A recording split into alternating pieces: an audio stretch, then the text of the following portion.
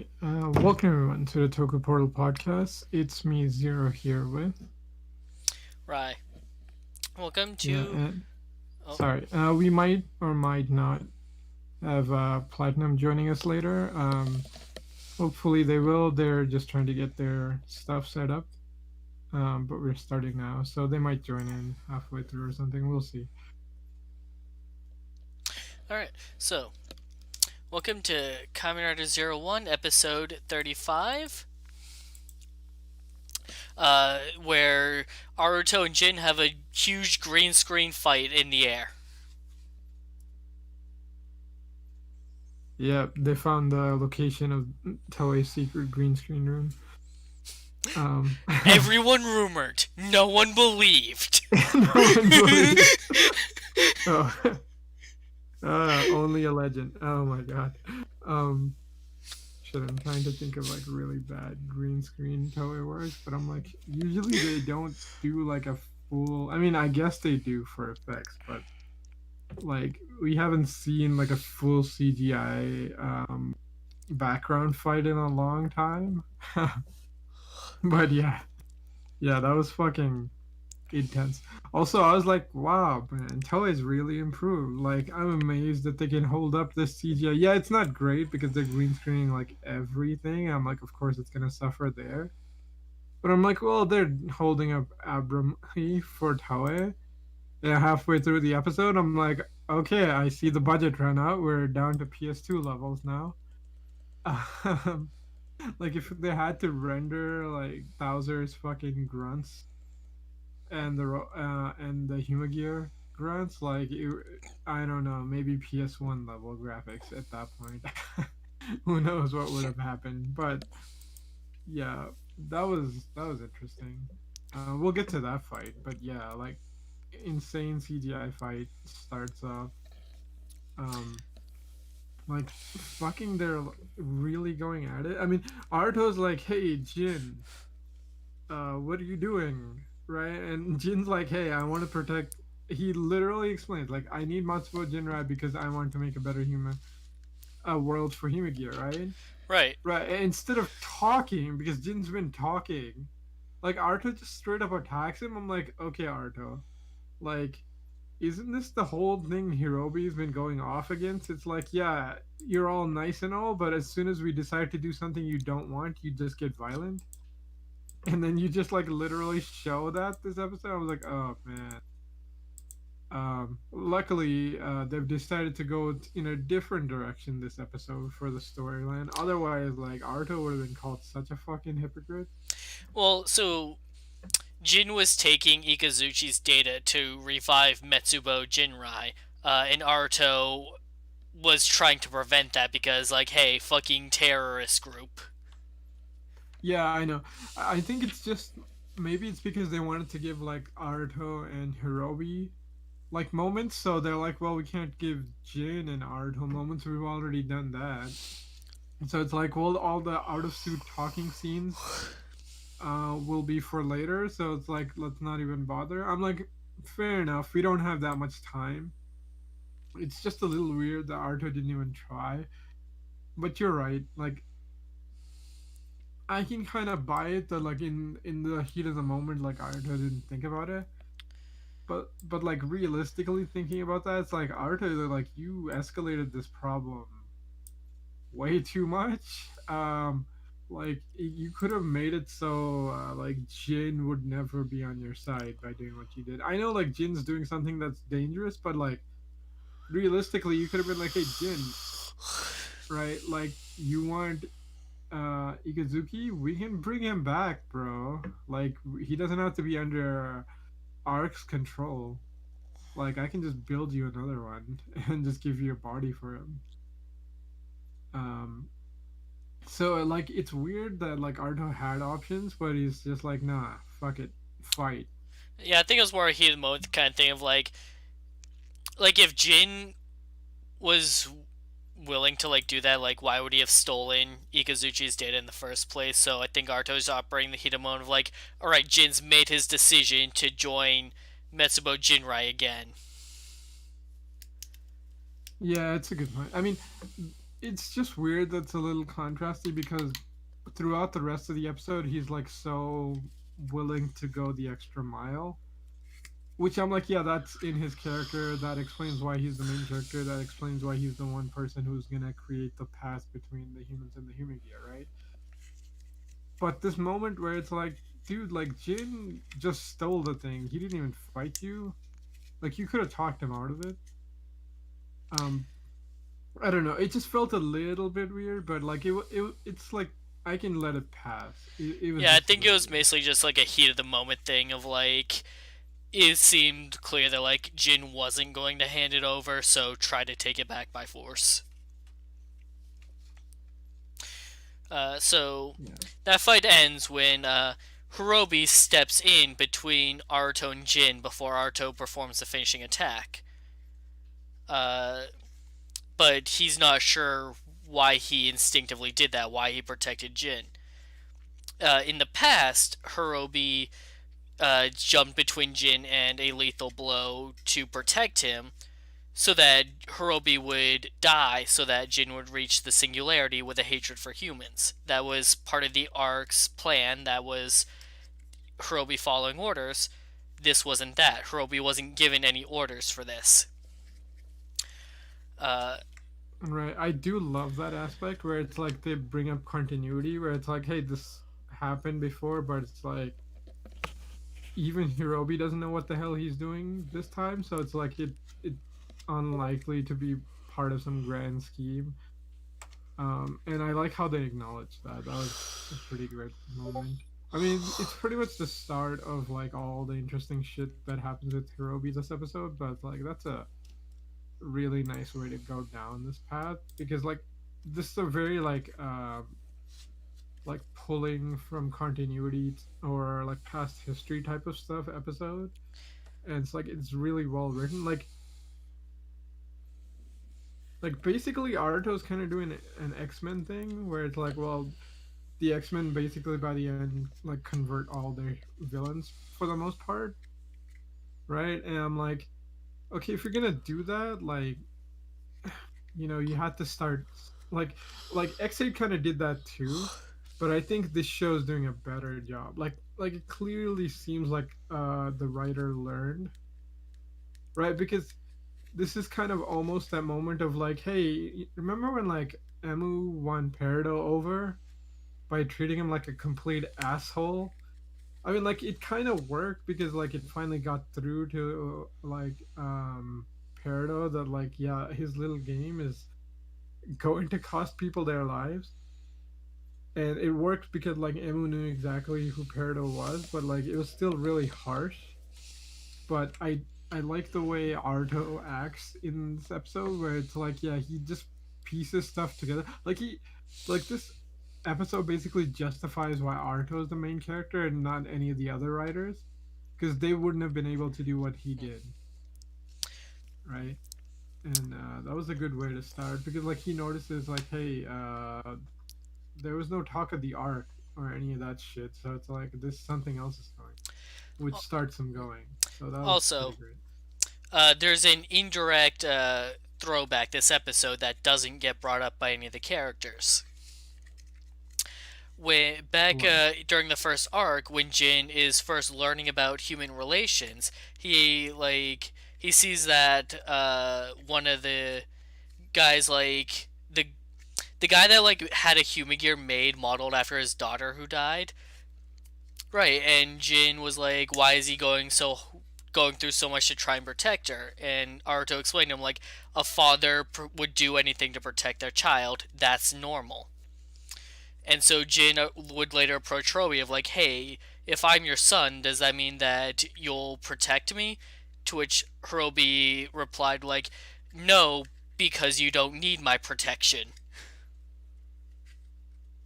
Yeah, that's. I mean, honestly, this show does amazing foreshadowing, which again, it's the person who wrote X8. X8 has pretty amazing foreshadowing too, but I think this show is doing a. Well, I don't know. That's kind of questionable. Like it's doing a equally as good of a job, maybe slightly better. Um, because X8 you could kind of see where everything is coming from, whereas this it's like, well, you, like the father stuff was set up, but like you're like, oh, okay, maybe that's just like a throwaway thing. But then it's like, no, it's actually important. It just comes in like two arcs later, and comes in like perfectly. So it's like he's gotten so good at laying like the groundwork. That's kind of amazing.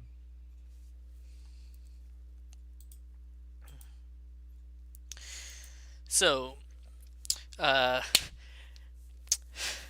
Dowser puts out a notice about the unexpected rampages caused by Metsubo Jinrai hacking the Zaya specs, but declares that they are still safe to use and that they are making a new firewall and such, and that people should keep using them because they're totally safe, and that they're going to eliminate the that Ames is going to eliminate Metsubo Jinrai today.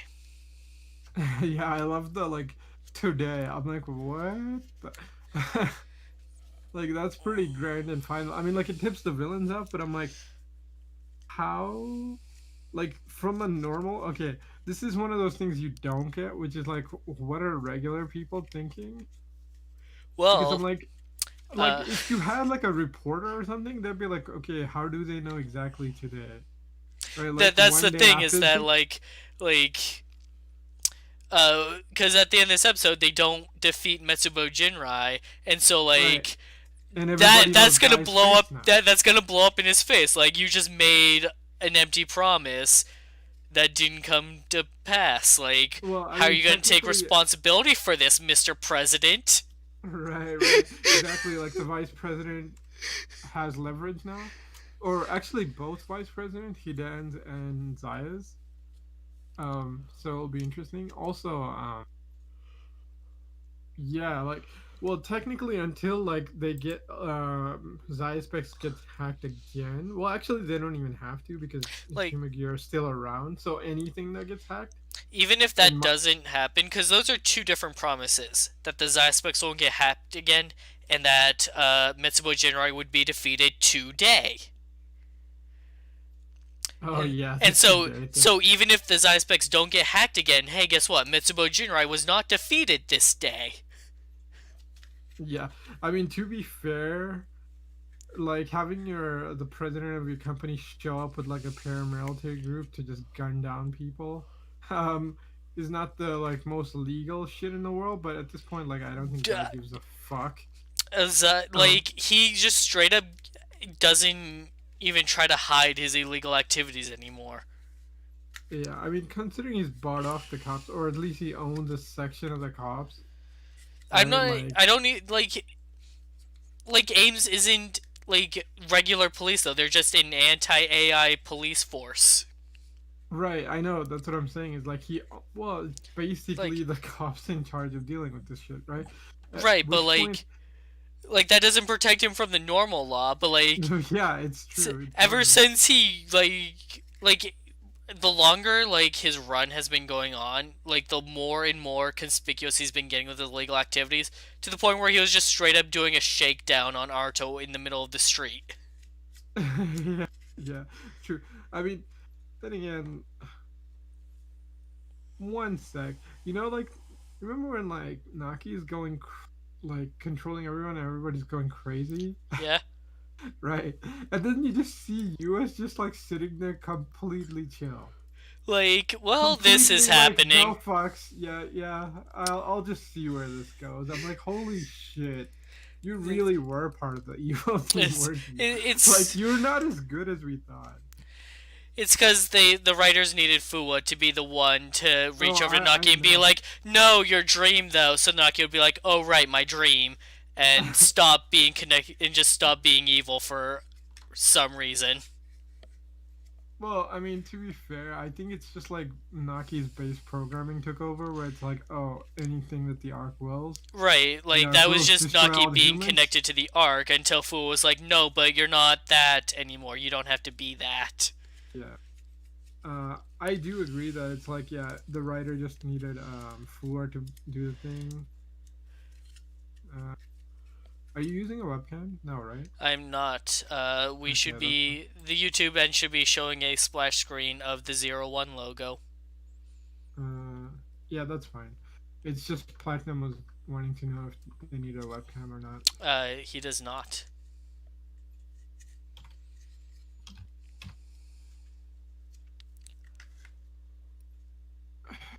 Yeah, it's fine.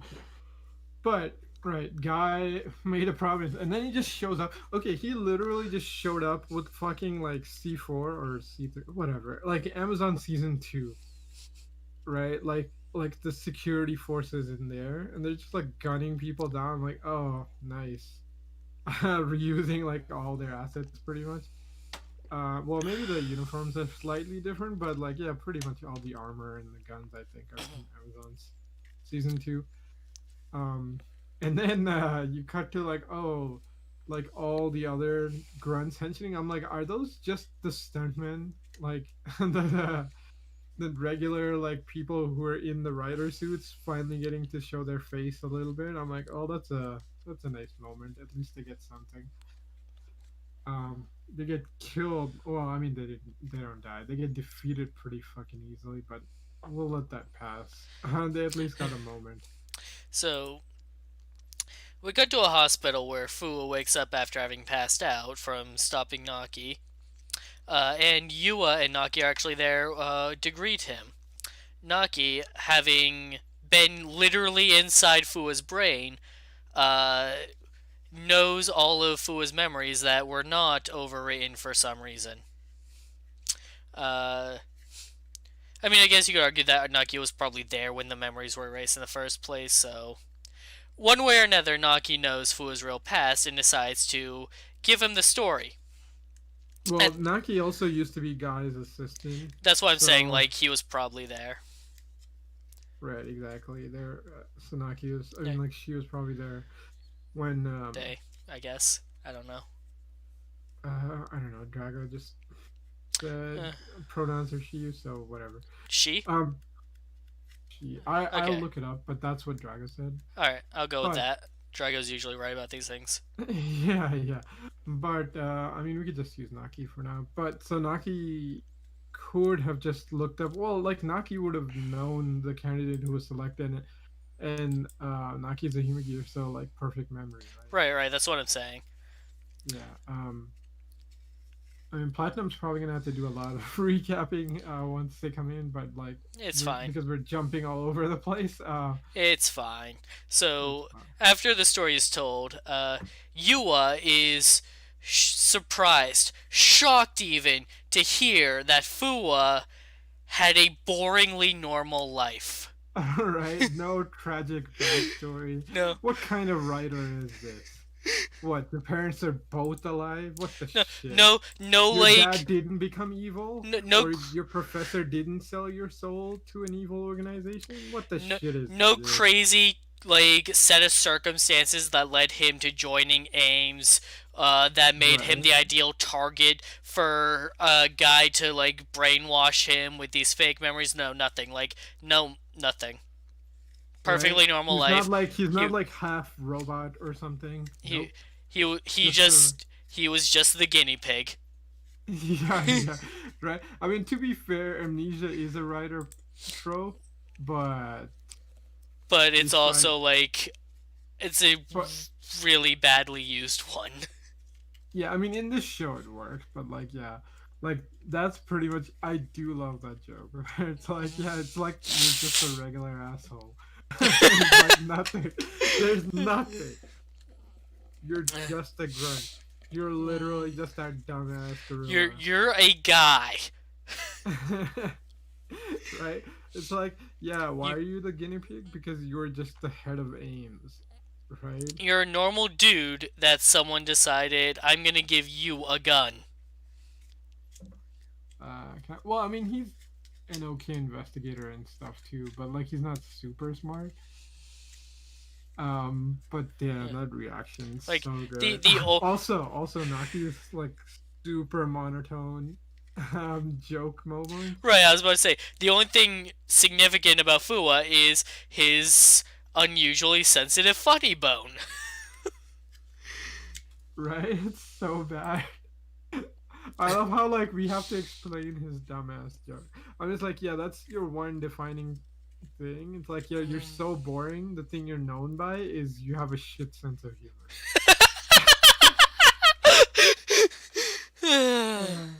It's great, right? And I love that Naki picked up the catchphrase from Aruto.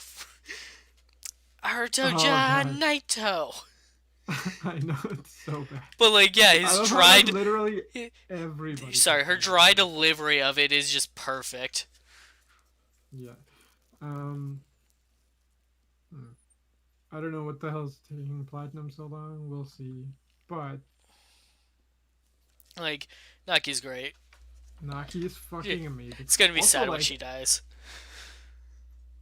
so right? We've got like a couple decent characters. Actually, you know what? Fuck it. Besides Guy, everybody. Well, I mean, like the vice president's kind of a waste of space. Um, and his like lackey. I mean, they might get play now. We'll see. But besides Guy, like everybody else is fucking solid. I mean, like Guy's solid too. He's playing the asshole real well, but it's just like you've literally gotten your ass kicked so much, and everybody keeps letting you walk off. Why are the villains letting you do that? Right? Like, why did Matsubo Jinrai let you just walk off? Like Arto, sure, fine. You know, he's not into killing people. Freaking Fua's a cop, sort of.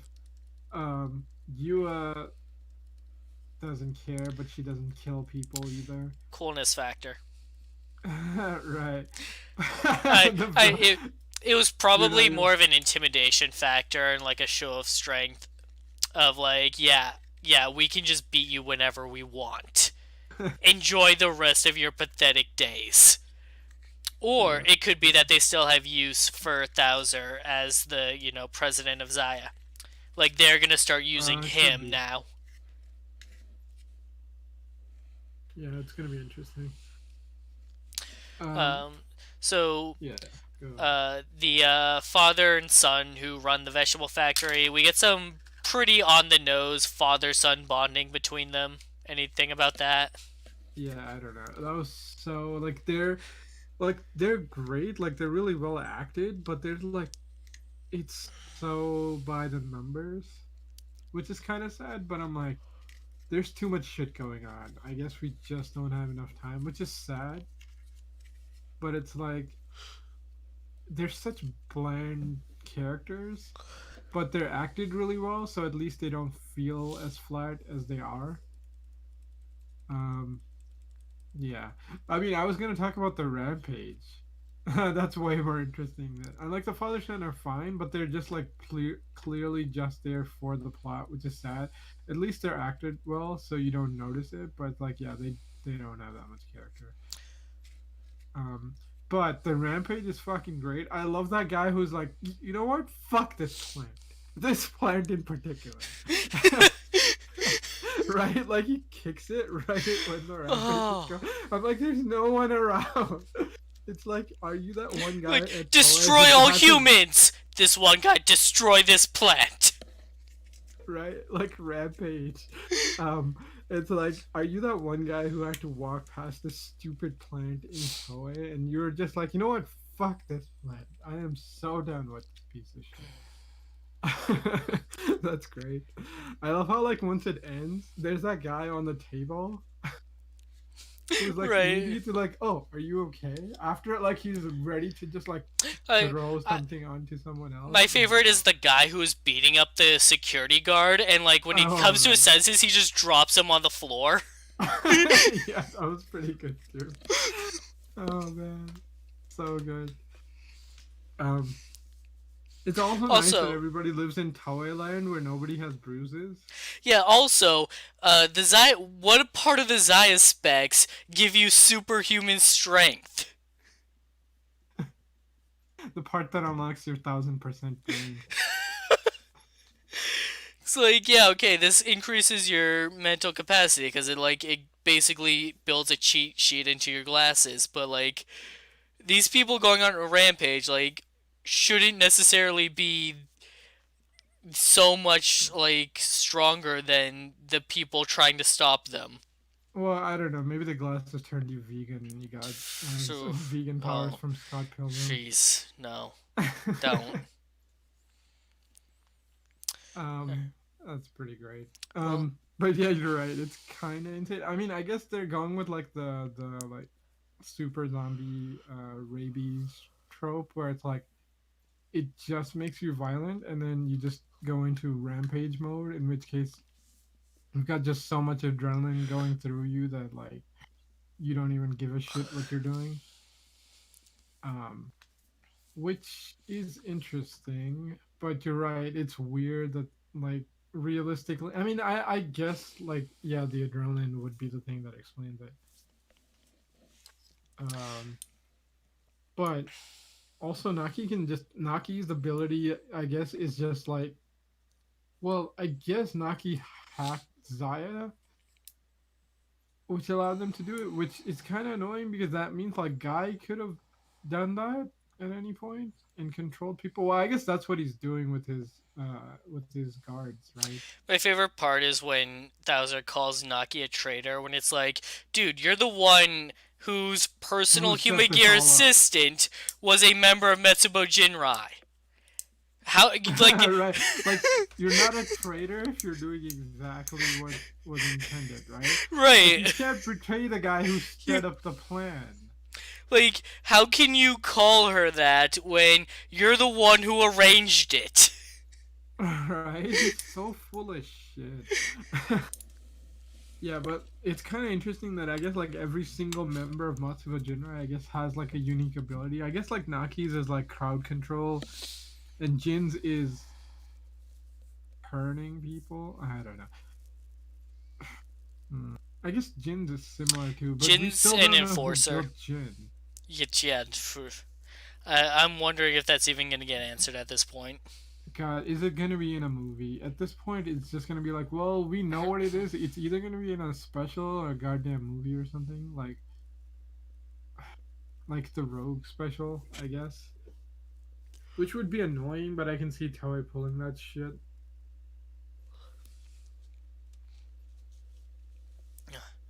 Alright. So, we get the big fight between Ames and Metsubo Jinrai. Bowser and Hirobi do. Hello, Platinum? Hello. Damn, y'all looking pretty lonely just having the podcast by your two selves right there.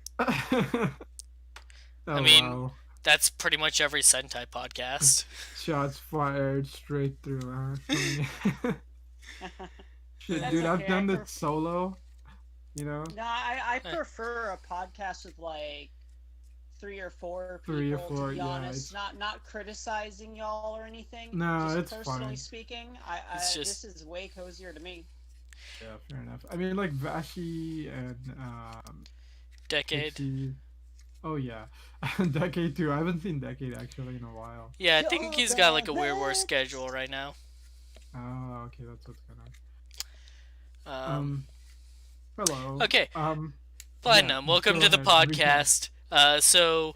At the beginning of the episode, Hirobi protected Jin from Aruto out of a paternal instinct. How do you feel about that? Um, Well, as far as it being for his paternal instinct, that's really revelatory of Hirobi's motivations, although it does raise some questions. You know, he's rather conflicted between his the will of the Ark and his parental motivations. As much as he tries to deny his parental motivations, it's very clear he's still influenced by them and doesn't want to admit that because it would make him a weaker leader of Metsubo Jinrai.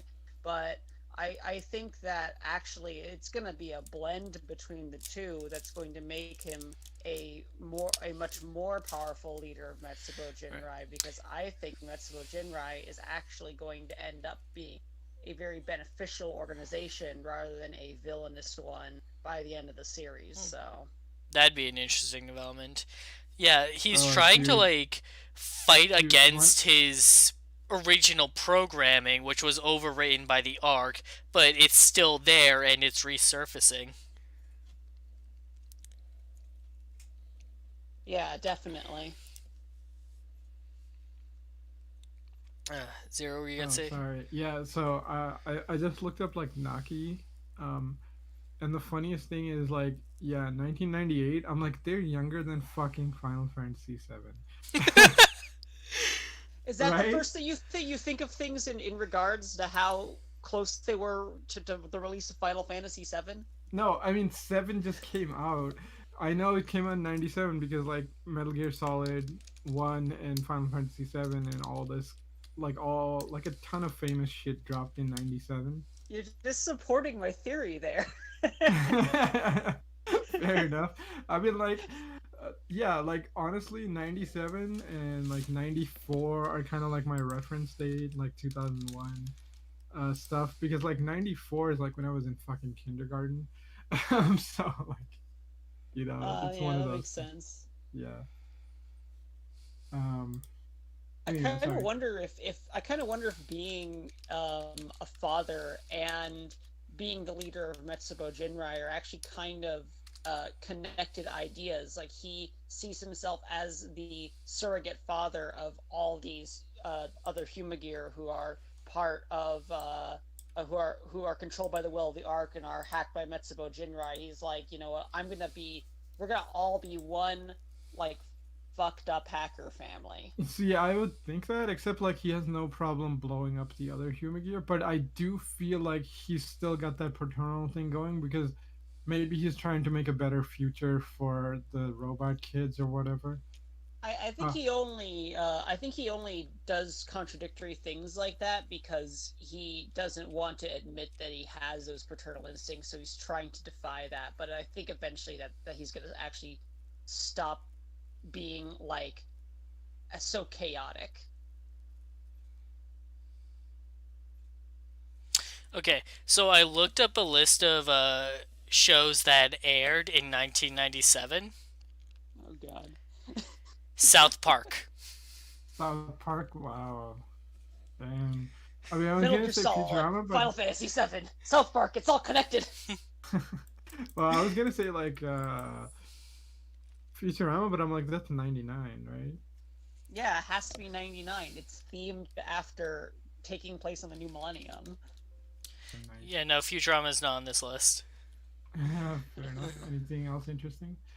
Also, Naki is like the second openly LGBT plus cast Uh, member in writer history after Kawa-chan, which was the the donut shop owner and wizard. the Pokemon anime. Oh, jeez. Which one? The God. first The one? the the very start of it. Wow. God damn. Keep talking. I'm just looking at their Twitter. One moment. All right. So, uh, Platinum. Uh, Yes. we finally, now that we know that, well, first off, how did you feel about finding out that Fuwa's tragic backstory about how he was nearly killed by a human gear as a child was all a lie? Well, I just watched the episode about an hour ago, maybe less, and my first thoughts when uh, well, okay, I guess mentally I'm jumping ahead a little bit. So, you know, I found out that it might be a lie specifically, Um, well, I thought that this is going to have to change Fua's dynamic a lot, and I was very curious as to how it would change his dynamic. But I feel like it frees him up a lot potentially from being somebody who I mean, he's already been building up towards this. He already pretty much is not a real part of Ames anymore. He's been defying Ames Oh, he as he's quit. He found out how straight up corrupt quit they Ames. are. Yeah, yeah. He quit them, and uh, this furthers any connection he would have to his motivations to have even been originally a part of Ames, which was really kind of controlling him. He was a rageaholic, and I feel like that was really controlling him and making him destroy himself. And now he can finally be free from that once he finds out the real truth, which he does in this episode. And how do you feel about the revelation that his actual childhood was so normal it was boring? Right. So, like I said before, or like I was gonna say before, I realized I was getting a tiny bit ahead. I, it, I, the way that I felt about that was it makes him very different from what we've been getting from previous secondary writers in the most few recent series.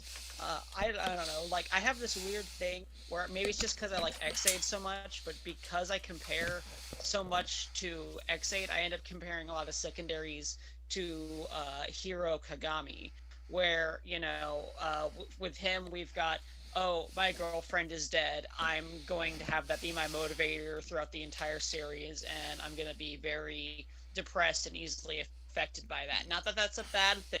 People are all affected by death very differently, but it's noteworthy to contrast that to Banjo, who in the first or second episode, I can't remember because they kind of blur together to me, of Build, he has to actually he pretty much That's has it. to be involved in the killing of his own girlfriend, and he pretty much, instead of being depressed about it the entire series, uses it as a driving motivation that doesn't cause him to lock up, but allows him to uh, take further action against the real villains of the series that put him in this situation in the first place. Which kind of, now I feel like Gaze doesn't have as much of a connection in this regard, Oh god, he with has having nothing. the I get he does have the tragic backstory, which Fua also we thought did at the beginning, but I don't know. With Gaze just doesn't do much for me for It analysis. She does doesn't give me a nothing lot Okay, to analyze. saying Gaze doesn't do much for you is an understatement. Like, I watched the because you just Gaze. saw the movie. Yeah, I just saw the movie, and that was hot garbage. Oh man, I mean, like now I'm not gonna go ahead and say that I dislike Geo. I actually quite enjoyed watching it, but just in terms of giving me something to analyze, Geo doesn't really give me a lot in that respect. So Oh, I'm it just gonna sure skip doesn't. over. we I'm just spent gonna like skip over that. We we we spent an spent like half entire that year. series bitching about that. We spent an entire year coming up with all these theories about the show, Oh, and what was going on? And like every like theory was way more interesting than anything else. right, the actual plot for the show ended up being so straightforward it was boring. Oh Yeah, god, it's it's just so it's fun. just very straightforward. It can be analyzed in mere moments. So I'm not even going to get into that. But then that, of course, brings us to Fua, who we expect to be your typical secondary writer with an angsty backstory, like we've had with all these previous ones. But he actually now doesn't technically have a reason in his backstory to be angsty, as we find out. And I find that just extremely different. All of his motivators going forward are things that happened in the plot that we got to see happen, not things we are told about in backstory. Okay. Yeah, sorry. Correction about Naki. I guess Drago is fucking wrong, possibly. Um, Call out, okay. yeah, yeah. So, they, them, theirs pronouns, I guess. Okay. Which Okay. I'm Okay, like, as far as cool. the pronouns goes, there's a Twitter user who I can't remember their name unfortunately, but there is a Twitter user. I'll go ahead and retweet some of their tweets again to bring light to this, since there has been a lot of discourse about Naki today and yesterday. And I feel like this would go with that Because anyways. at like I was reading one article where they're using she, but I'm like, well, they're not directly talking about the actor or the model and their pronouns. They're just projecting. Well, they were born, AFAB. It, it So they're just projecting she there, I guess. And then this is like a Facebook thing where they're like congratulating them for revealing they them their pronouns, and then the agender and asexual thing, which I'm like, cool. Maybe this All is right. more accurate because it's actually using accurate labels.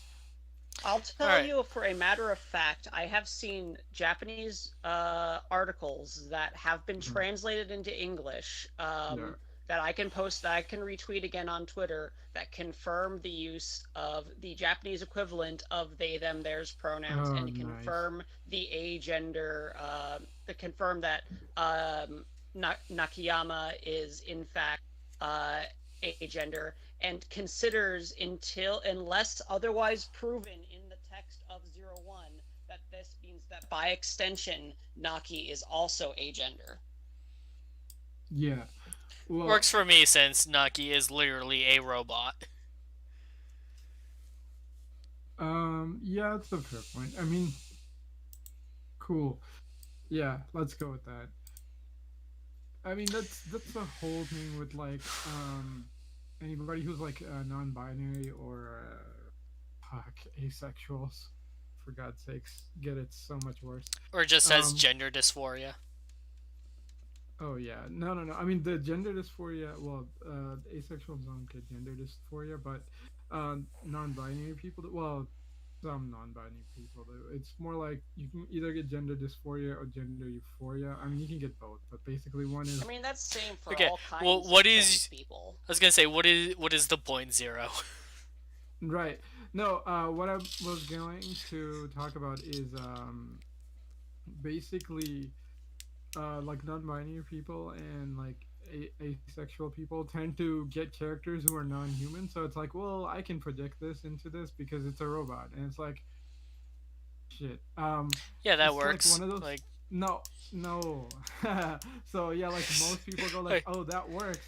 But then the problem then becomes it's like you get Data or Bastion who are like cool, but then the problem becomes their character is like, hey, they want to become human, but they have this characteristics which makes them this type of human, but like the underlying message is if you're like this, you're not human. And Yeah, this yeah. Basically, like I was gonna say that same thing too, and I would basically summarize that whole issue of, well, when you're saying that it makes sense for a non-binary or agender or asexual person to be portrayed as a robot, and you say that that works, you're kind of saying that real human agender, non-binary people, asexual people are robots, and no, you're I'm saying saying that that someone robots are inherently agender, and so an agender person playing that seems fine to yeah, me. The same way you would cast like a transgender person to play a transgendered role on TV. yeah, that's perfectly fine.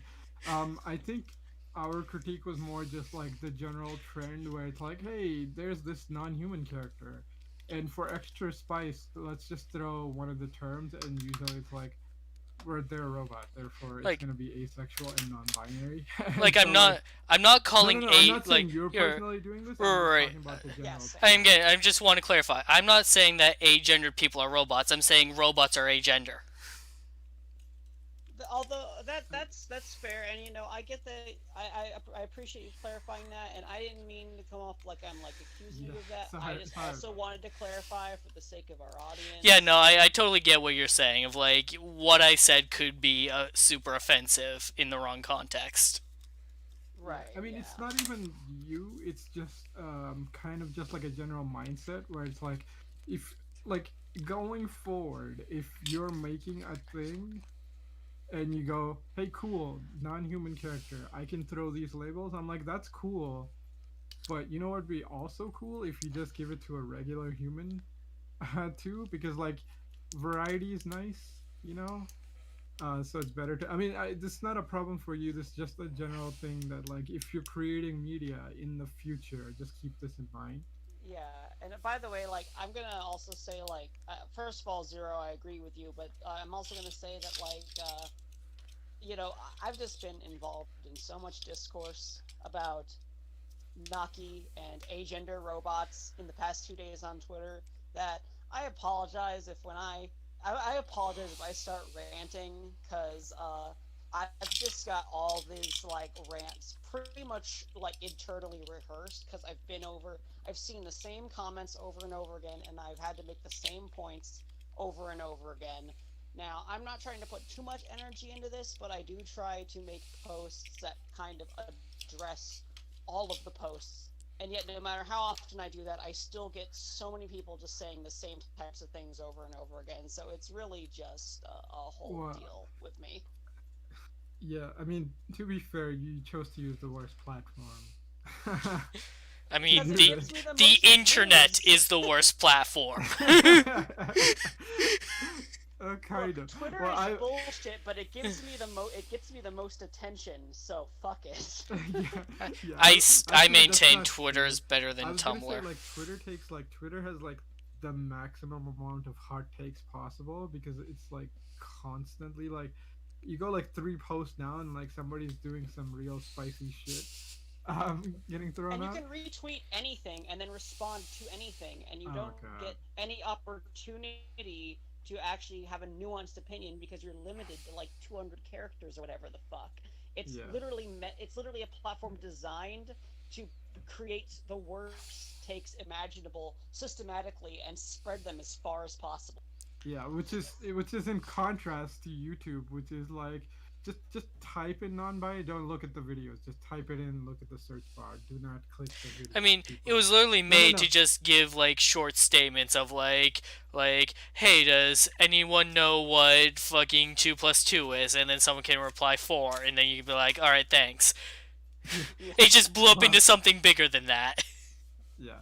I mean, but as YouTube goes, it's like, yeah, Twitter is like we don't have enough space for a nuanced discussion. YouTube is like, hey, look at my 40-minute video of like bashing the shit out of people for easy views. And now look at like literally like fucking 10 of these assholes like literally doing this week by week or more. So now if you Yeah, want to it's actually find super something tiring. positive, yeah, literally the number one, basically the number one website, or at least the video sharing website in the world, and it's like type in this term, which applies to what, like a decent chunk, well, I mean not a decent chunk, but like a significant chunk, let's go with that, of the population.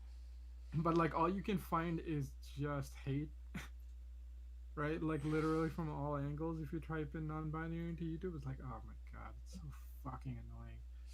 Yeah, I think Um, it because they want to get those hate clicks, you know. yeah, because the YouTube algorithm doesn't give a fuck if you get like likes or dislikes, as long as you get clicks. It's so awful. Yeah, and I mean, I've used that to get popularity before, but I do that when I shit post. I don't take advantage of hate for that. And in fact, um, my latest upload, even though it has to do with a non-binary superhero, does not include any LGBT terminology in the tags because I know that when your video Oh gets shit. demonetized, it doesn't show up in recommendations. All right, Yeah, we YouTube is are fucked up. derailing from 0-1 a bit here, but do you want to like plug that real quick? Yeah, I've been working on the sequel to last year's first transgender tokusatsu film, Hope Force Kibo Riders. I've been working on the sequel, and I just released a updated Henshin sequence for the character of Kibo 2 from the team to reflect the new design specifications that have been set out for the film while it's been in production. I think that I've fixed a lot of technical issues from the last time that I showed off this transformation. So I highly encourage everyone to go ahead and check out my latest video because I think as far as transformation sequences goes, it's some of my best work yet. Yeah. I'm gonna put a link in the comments and stuff once this is done for all these posts and whatever we're talking about. Also, I just noticed we actually have comments, and basically they're saying, um, "Yes, Gokai, they're acknowledging your existence," or I guess Platinum. And then they're saying, "But Get 'em Corp says no, you're wrong." What the hell are they talking about? Okay, I so don't they're know. You were talking talking about about Xaid later, earlier rather. no. With No, Genom no, no. Corp, It's a they're sub. talking about with Genom Corp, they're talking about a Facebook group that is basically turned into a hate Oh. group of Kamen Rider fans that are all anti-LGBT. All right. Well, I don't want to talk Uh, about that then. wow. Seriously? Oh, man, they actually had a I decent page. I don't want to give Oh, them any attention. yeah, fair enough. Yeah, they're not. I will say they are not related to the Genom Corp subgroup whatsoever. They just happen to have the same name. Cool. Okay. So this is the YouTube, the Facebook one. Okay, I was thinking the like Yeah. subtitle group, but I'm like, Yeah, no, they're Like not okay, related to them. It's you just a Facebook hate group. you like oh, okay, you okay, two are over okay. here talking about how bad Twitter is, but like my mental health skyrocketed after I stopped checking Facebook. That's a good point. Honestly, I I hear was you right never on there. Facebook long enough to know. Go ahead, Rob. Uh, I want to get back on track here. 01. So, um, uh, okay, Platinum, I have a question for you. Is Thouser a hypocrite?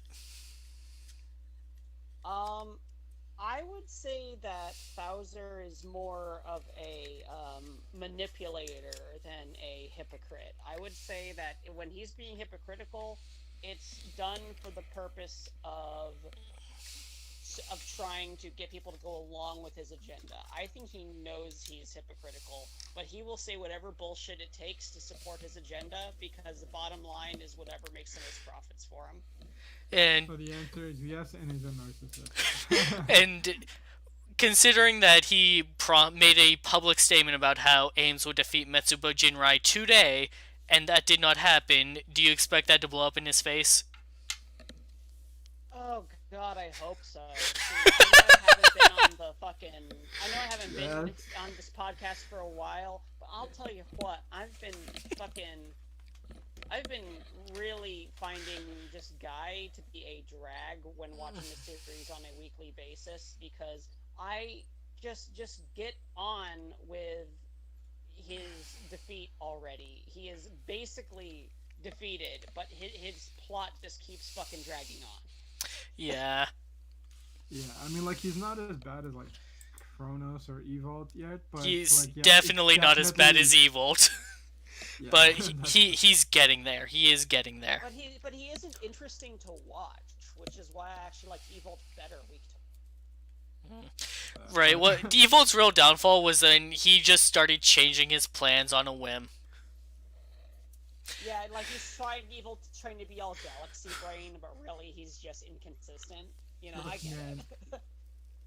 Well, he started off big, and then he started off small, and now he's running a pizza run. So we'll worry about that later. So, God, we're never gonna let that Evolt's Pizza, sign me up.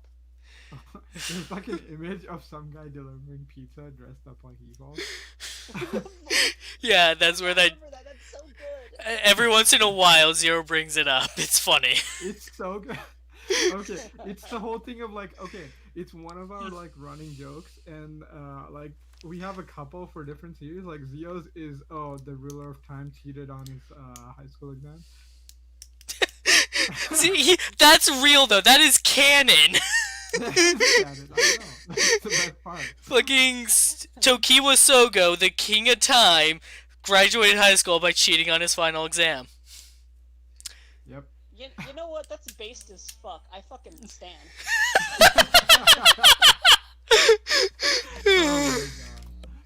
Oh my god. So I see you're working for Amazio then. Oh. No. I'm just saying, like, you know what? Like, I'm gonna fucking be honest right here. I didn't even complete high school, and you know what? I'm doing fucking fine. Fuck high school. You don't need it. Drop out now. School was Do not terrible. drop out now, people, No. but- If yeah, you're gonna no, drop out of high school, get your GED. Well, okay, I did get my GED, and it was way less of a pain in the ass than actually properly completing high school. I have no idea So- what you guys are There you go. talking about. If you don't want to do high school, get your GED. Now back to Zero, 01.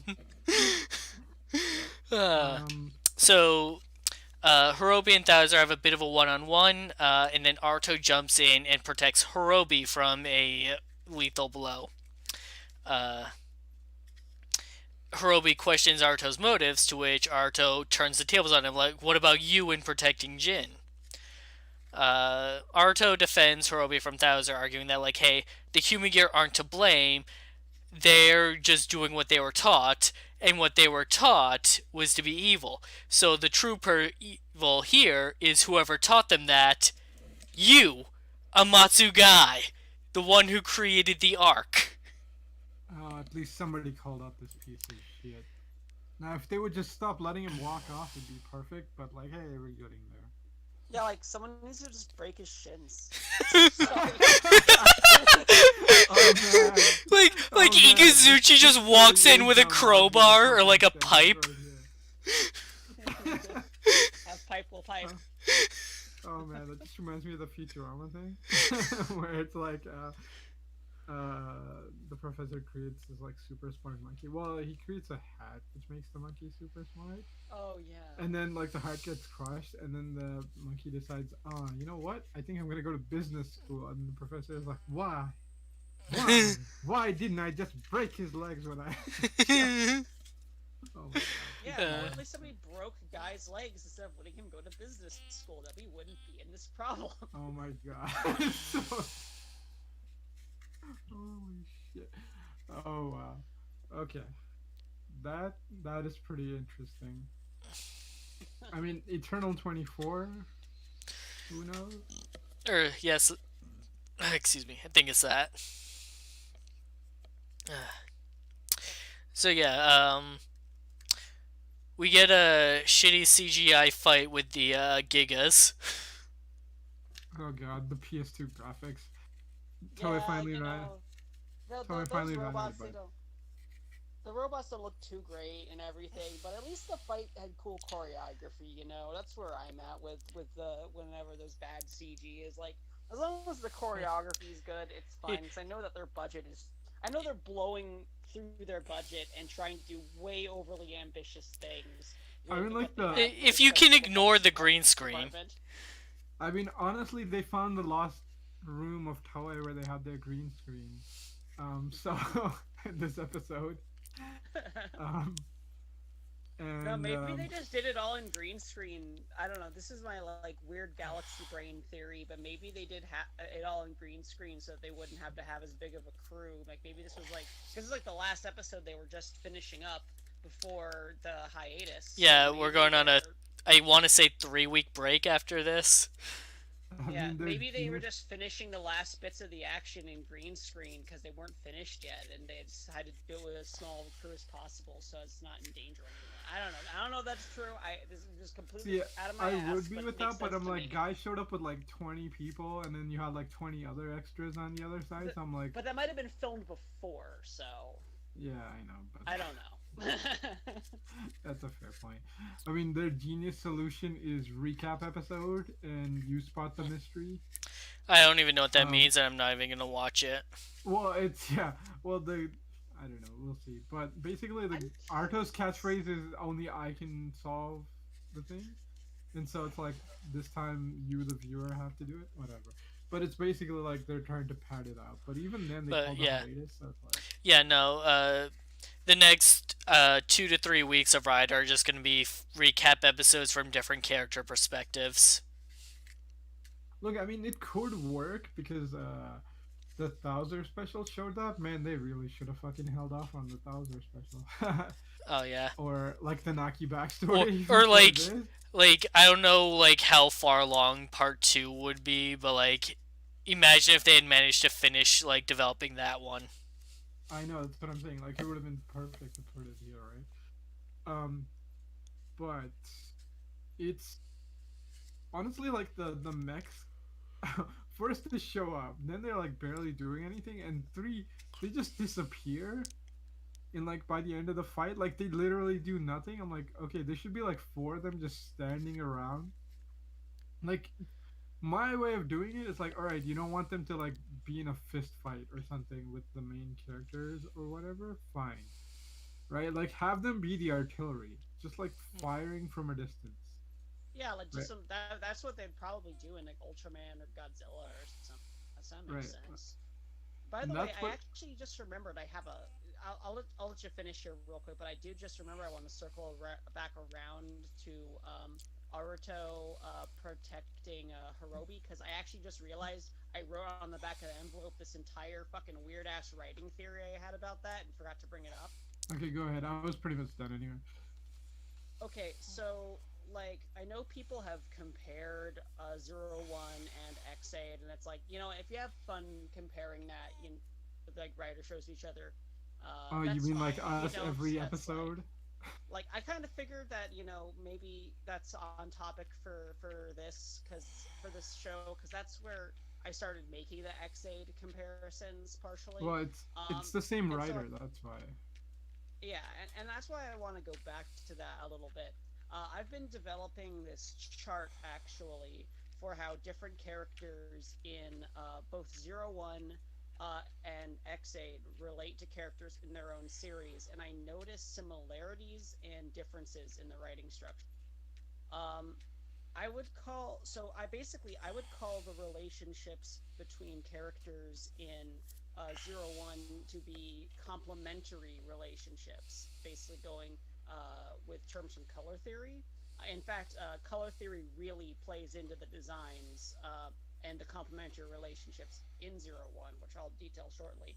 While I would say, and I might have the term wrong here for Xaid, but I would call Xaid's relationships analogous if we go with that same type of terminology from color theory. Although I don't think Xaid's actual designs follow that color theory, or I haven't confirmed if they do or not. Oh, they sure But don't. yeah, uh, but uh, but with But the terms are correct, I'm thinking. yeah, but with Xaid, so basically every character kind of branches down in terms of how they relate to other characters in kind of a uh, pyramid shape. Uh, so basically, if you put Emu at the top of the pyramid, that branches down diagonally in both directions to Kuroto and Parad. Those are the characters I think that Emu's arc circles back to the most. Uh, and then there is a comparative line in terms of how the stories relate to Kuroto and Parad. So you got the top triangle of the pyramid right there.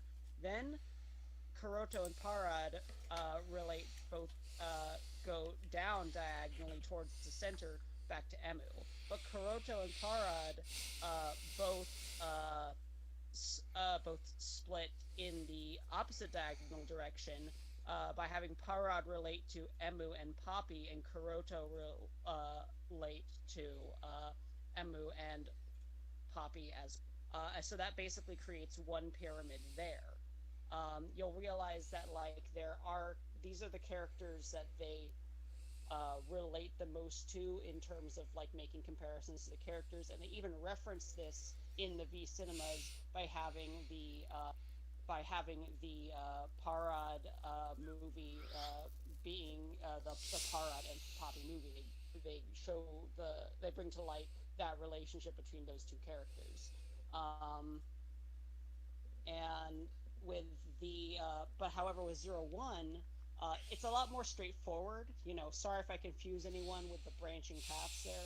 With Zero One, it's a lot more straightforward because it's complementary, so you only have two. So I'm going to start with Hirobi and Guy. You'll realize they actually have opposite color schemes. Yeah, they're Yeah, foils, right? yeah, Guy. They're foils to each other, and in a way, with the X8 characters, they have a character that's a foil to them and a character that they're very close to that supports them. In this case, we have these characters that are basically either foils to each other or support each other in the narrative, or both in a way.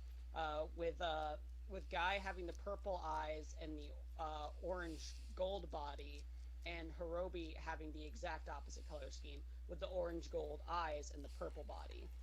We've got the same thing with the flaming form for Jin, as well as Aruto. You've got the yellow eyes and red body, and the yellow body and red eyes.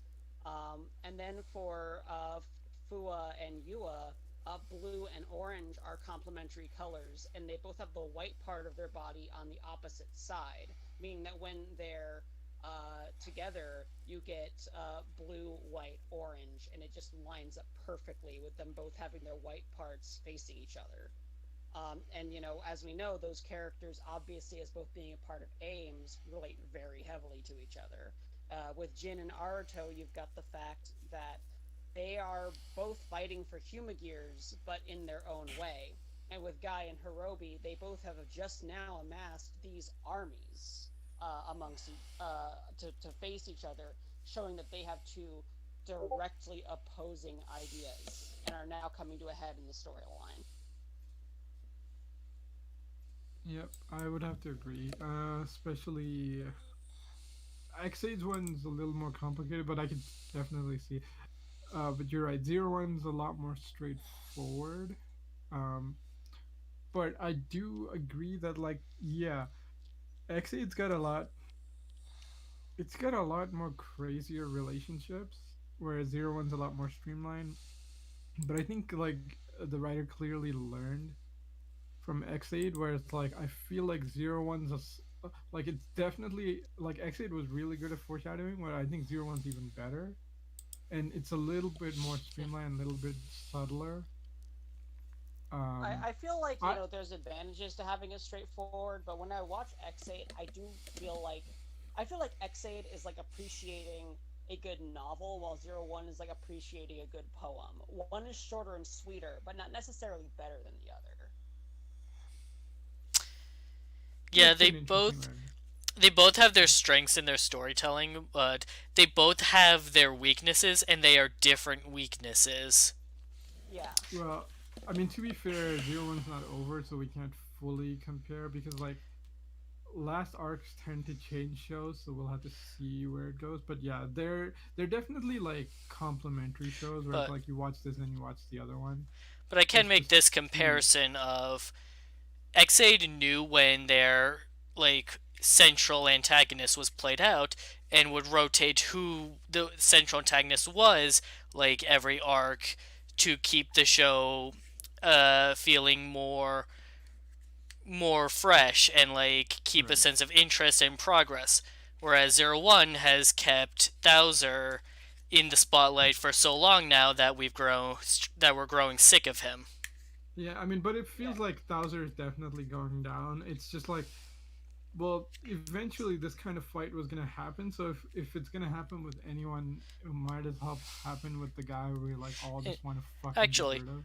one comparison I can for sure make though is that Thouser is having the same problem that I had with Dan Matsumune, wherein Yeah, the Kronos. every character can beat them at this point. Why are They they keep still showing the up. villain? Right, except like Kronos kind of has this like bullshit power which lets him Right. escape. Well, for It's like Guy Kronos, it doesn't was have just any that of that. like he was that kid on the playground that refused to be like, I no, I don't lose in a game of pretend. But here it's like Oh right, is yeah, I that's Bowser's like, okay, yeah, you kicked my ass, but like I still have money though. yeah. And yep. I feel like there's a good point to make with that. Like, if you like, let's say you beat up Jeff Bezos. Not that I'm Okay. condoning beating up Jeff I don't Bezos. You know who Jeff definitely shouldn't Bezos beat is. up. You definitely shouldn't beat up Jeff Bezos. Don't do that. Amazon. The Um, CEO of Wink, Amazon. wink, nudge, Yeah. nudge. But if you did, what would happen is he would be able to receive the best healthcare imaginable, anyways, and then get all the best police and lawyers to help support his case. So really, it's more of a Oh. symbolic act to beat him, Oh. Okay. anyways. So Unless I you have a. fucking That's a pretty good example. You want a better one? hmm. The UK's prime minister. Hey, what coronavirus? It's not that serious. I think it's nothing. We don't need a vaccine or prepare. Yeah, Fuck it. it's like it's Hey, like well, you I know what? think it's so not a big Of deal. course I'm you gonna can. go You to can the afford the hospital and shake healthcare. hands with the people, and like nothing's gonna happen. Wound up in intensive care. Wait, What Almost died. I just what realized about Boris Johnson is trying to become Kronos. He's trying to get all the strains of the coronavirus and Oh put my them in god. his buggle driver so he can become jeez. Kronos. Fuck No. you. What about Australia's prime minister who went on vacation instead of taking preventative measures for the bushfires Oh that my happen god. every year? Oh my. Okay, you. All right. Yeah, that's because conservative fuckheads who bankroll oil companies. Yeah, like literally my PM. They. Okay, oil was negative 30 something barrels. No, negative 35 barrels. I mean dollars a barrel, right? Which means we're losing money pumping this shit, right? Invested $4 billion during a pandemic into this shit show. right? it just And goes to show and how it actually makes sense with right, right, Guy, right. you know. And Sorry, go ahead. while at the same time trying to basically cut fucking medical staff during a pandemic, right? Guess what? Did nothing, right? It's like, oh my god, these fucking maniacs. Like, yeah, we don't have to look for supervillains. Like, those assholes are running the countries of the world. I would literally rather Dick Dastardly be fucking running the country at this point. Yeah, Fucking like Megatron that's for the president at this point. At least he has some honor. yeah. I was gonna say like originally I was like, man, it would kind of be annoying to have writers in the world because like, well, that would mean things are fucked up. Then 2020 rolled around. I'm like, you know what? I don't mind having writers right now. Like at least writer two or something where it's like at least they're trying to do some good, you know, or I at mean, least at like, least then they'd be wearing a mask. Hell, they're pretty much oh wearing god, a super powered hazmat suit. You know, they're not. yeah, They it's could pretty rough. they could actually help us without spreading the virus. Uh, Not sorry, shit though. sorry for getting really political here, everyone. But the point is that the real villain of Zero-One is Is the budget? capitalism. Yeah. Oh my Yeah, god, like Guy that is meme is literally the still the CEO greatest. of capitalism. Oh my god. Okay, you know what? Guy really does just keep getting away with shit is because he has the money. Like That's what I'm saying. I wish the show would actually dive into that, but then I'm like, then it would become Amazon season 4. We, Well, Um, the series is already being pretty blatant about it. I don't feel like that's subtextual. I think that's just text. did you just say Like, season 4 of a show that only got 2 seasons? well, it's got like a movie that's 3, but then it might have season 3, so I don't know if it's getting a season 4. That's why I'm saying it would be the next made up season. Oh. if oh, okay, if Amazon's got a season 4, I would literally shit. No, it Well, only got the it's 2. on fucking like Amazon Prime now. I'm Uh, like, man, it's yeah, just the shittiest Amazon on fucking. Amazon. Yeah, yeah. Everybody made that joke. Okay. Um. Yeah, it's got such a boring ass cover though. I'm like, man, this like literally makes like you can see the catalog of the things that are on Amazon Prime, and like this looks like so boring. Like if you just blink, you'll miss it. Like, why would you do that, Toei? Like literally watch every other thumbnail on that fucking page, and yours is the most boring. And it's fucking Amazon's, right? Like it's Kamen Rider Werewolves. Yeah, it's Like how could you fucking make Mortal that boring? Kombat Kamen Rider, basically. Yeah, Like, how can exactly. you Like how do you possibly make make that that look boring? boring? Right? And it's like, oh my god, that just like annoyed me so much. Um, but yeah, Guy definitely needs to get the fuck off the show. Like his actor did a good job, but like he is 100% done. Like he should have died this episode. Like why is he alive? like, like when he became CEO of Hidden Intelligence, I was like, okay, so he's achieved his villain goal now. Now is the time. He's at his climax. Now is the time for his downfall. And I'm still waiting for the downfall. I mean, yeah, we've seen him Right. get the shit beaten out of him and stuff, but he like still persists, and now it's just weird. Right? Like unless he like gets his shit kicked in so hard, and then you get that moment where it's like in Sentai or whatever, and it's like the helmet breaks and you can see the human inside. Like unless he loses an eye and there's like a Terminator eye or some shit happening, there is no point of keeping this character. I'm envisioning him in an eye patch, and as good as it looks, it feels unnatural. He already got beat up so hard like an episode ago that he pretty much looked like Filthy Frank for like the remainder of the episode. He's just like covered in filth and just his hair is all over the His place. His glasses are his messed up and he's just screaming. his fucking employees are like holding him back as he's just like, He's oh. just like, please, let me have Ethan, please. So Oh my god. so the episode ends with Hirobi, Jin, and Naki reviving Ikazuchi, and at last, all 4 members of Metsubo Jinrai are together again. Yeah, and for a second I was like, oh man, I miss Shinji. Wait, I'm like, this isn't Ryuki. but But seriously, like for a second, it's definitely just like more edgier Ryuki. But I'm like, you know what? Fuck it. I'm down with it. Also, Matsubo Jinrai has like really basic outfits, but damn, do they all like have a different thing going on and they all stand out? Plus, they all have like a little bit of color. Like Ikazuchi just came back and he's got the orange thing going on. Oh, that orange is so fresh.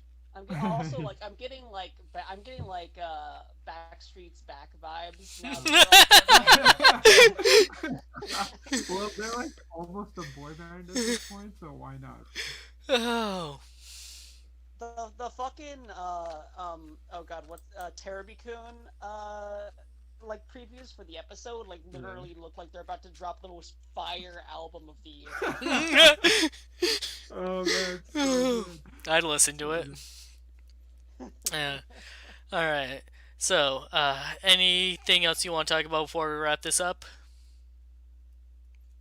I'm gonna go ahead and say that this sort of feels like I mean obviously it was never intentional that the series would take a hiatus. Obviously, we don't want this situation, but I feel like whether it was even remotely by design or not that the series would have this episode before hiatus, I feel like this is a like kind of like the ultimate episode to transition into like whatever the next arc Oh is. yeah, this Basically, actually. everybody's story arcs have reached an apex for this.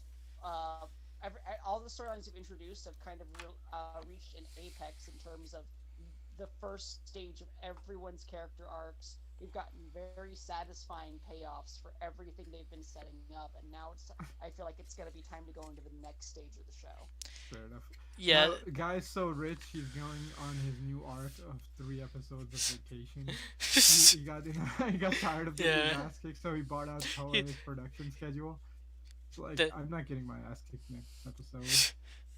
he's on Instead medical of leave. having instead of having the thing where like we have the annual illustration of the Kamen Riders in a golf competition due to Wait, the that's this is a like golfing thing. things that usually interrupted, we're just gonna have Oh, yeah, like yeah. we're just gonna have instead of like that one infamous photo of Trump like golfing during like countrywide disaster, we're just gonna have Guy golfing during the hiatus. Yeah. Oh my god. Um, yeah.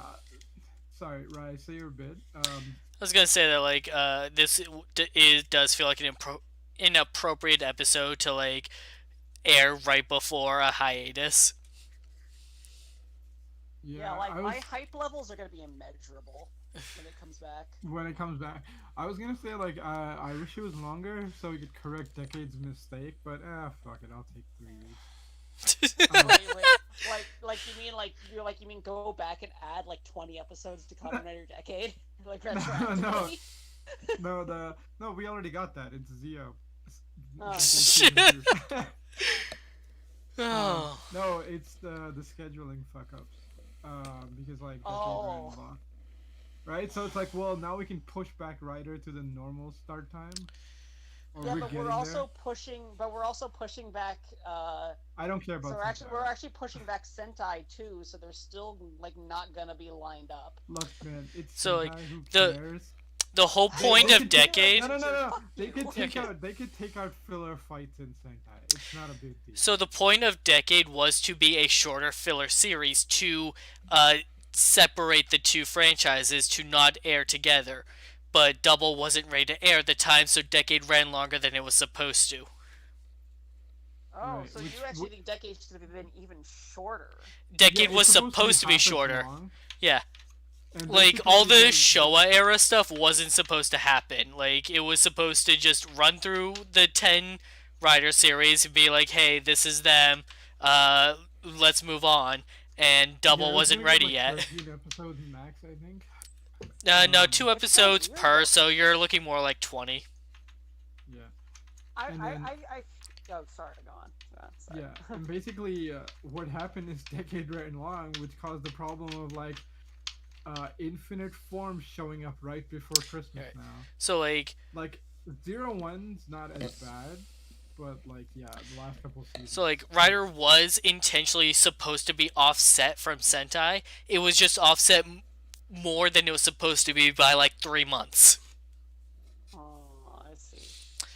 Yeah, and that's why we're saying like, well, go for a longer hiatus to fix up the Christmas nonsense because like this way, if it starts later, we don't have to rush forms out to rush to Christmas. I mean, like Zero-One doesn't have that many forms anyway, so that's good.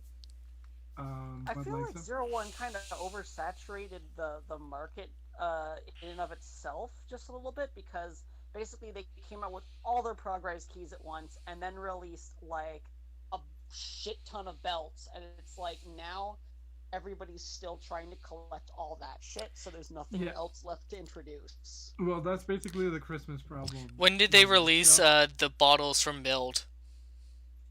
All the time, constant, non-stopping dropping bottles.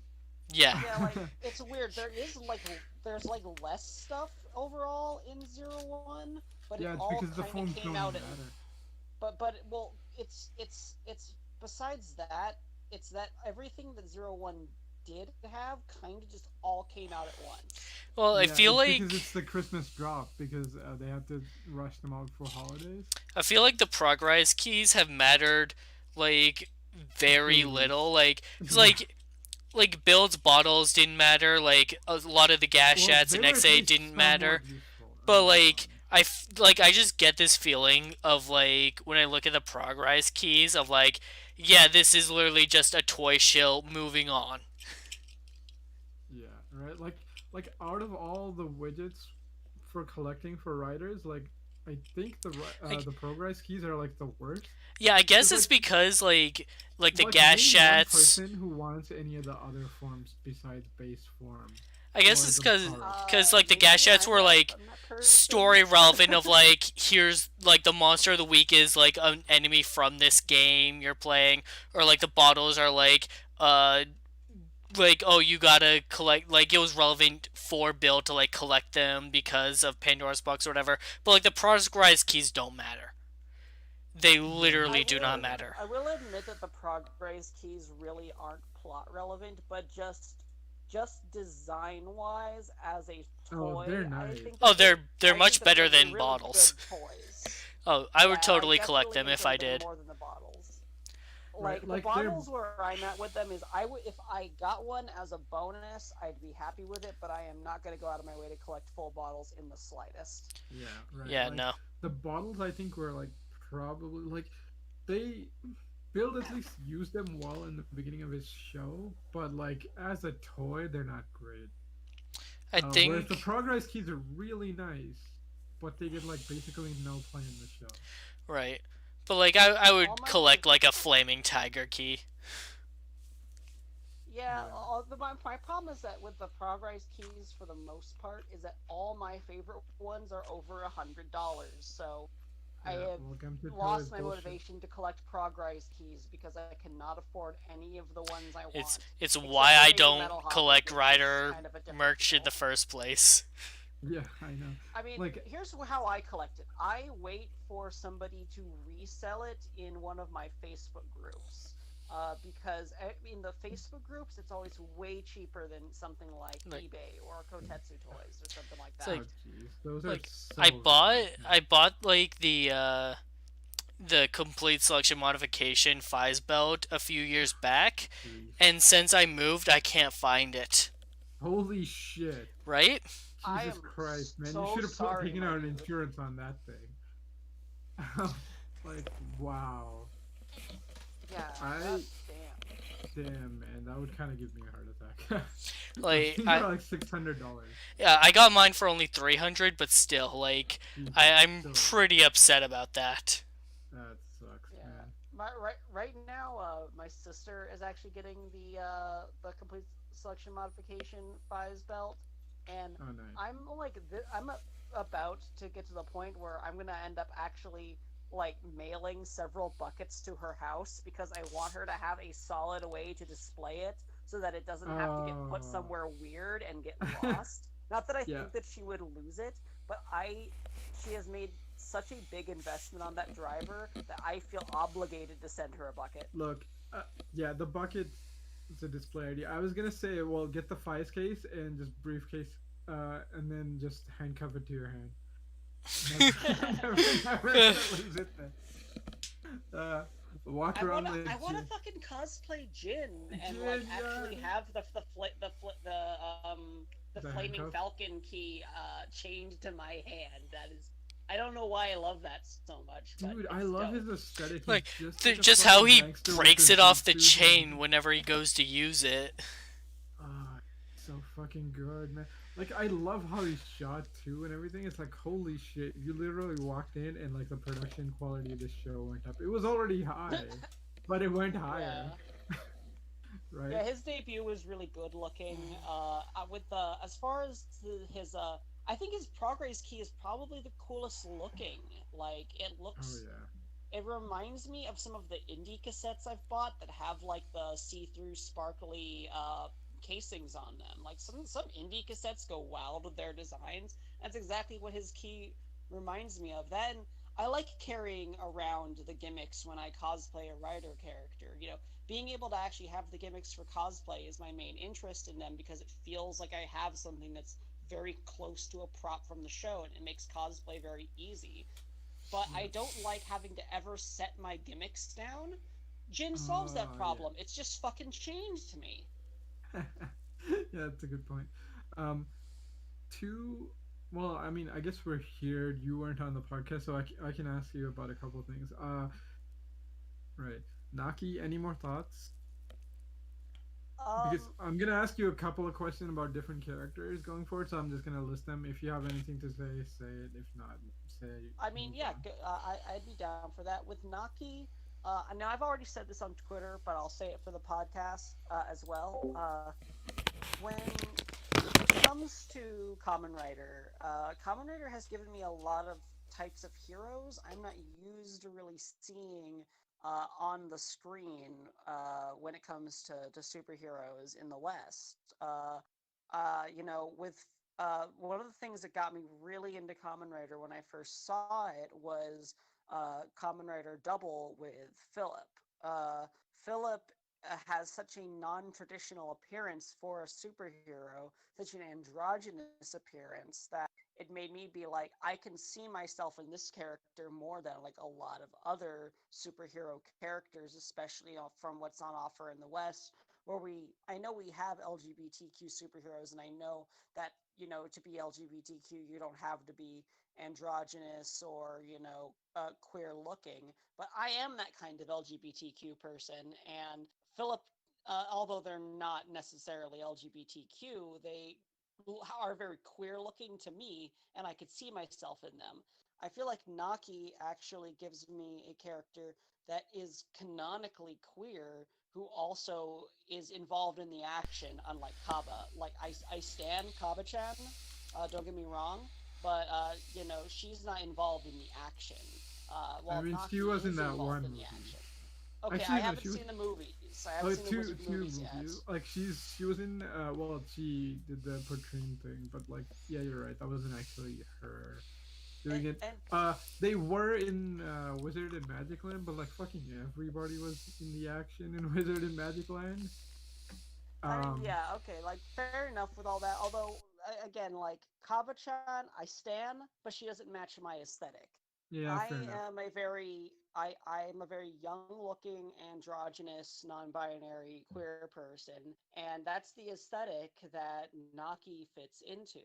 And Naki is, I mean, technically, we haven't seen them transform when now that they have their own body back.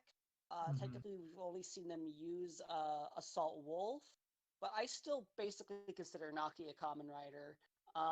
And I'm Well, I sure mean, they're it going to get their feels own like form. all the members of Matsuba Jirai could at least henshin, or like if fucking Assassin could do it, I feel like they could do it if they Yeah, wanted to. it's just a matter of time before Naki transforms with their own body back and actually gets their own form, or at least gets to use another copy of Assault Wolf. I don't know what they're gonna do.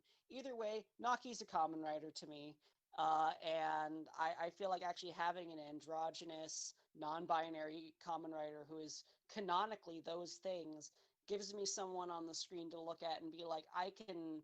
I can emulate that, you know, like it feels good to have someone representing my niche in the LGBTQ community.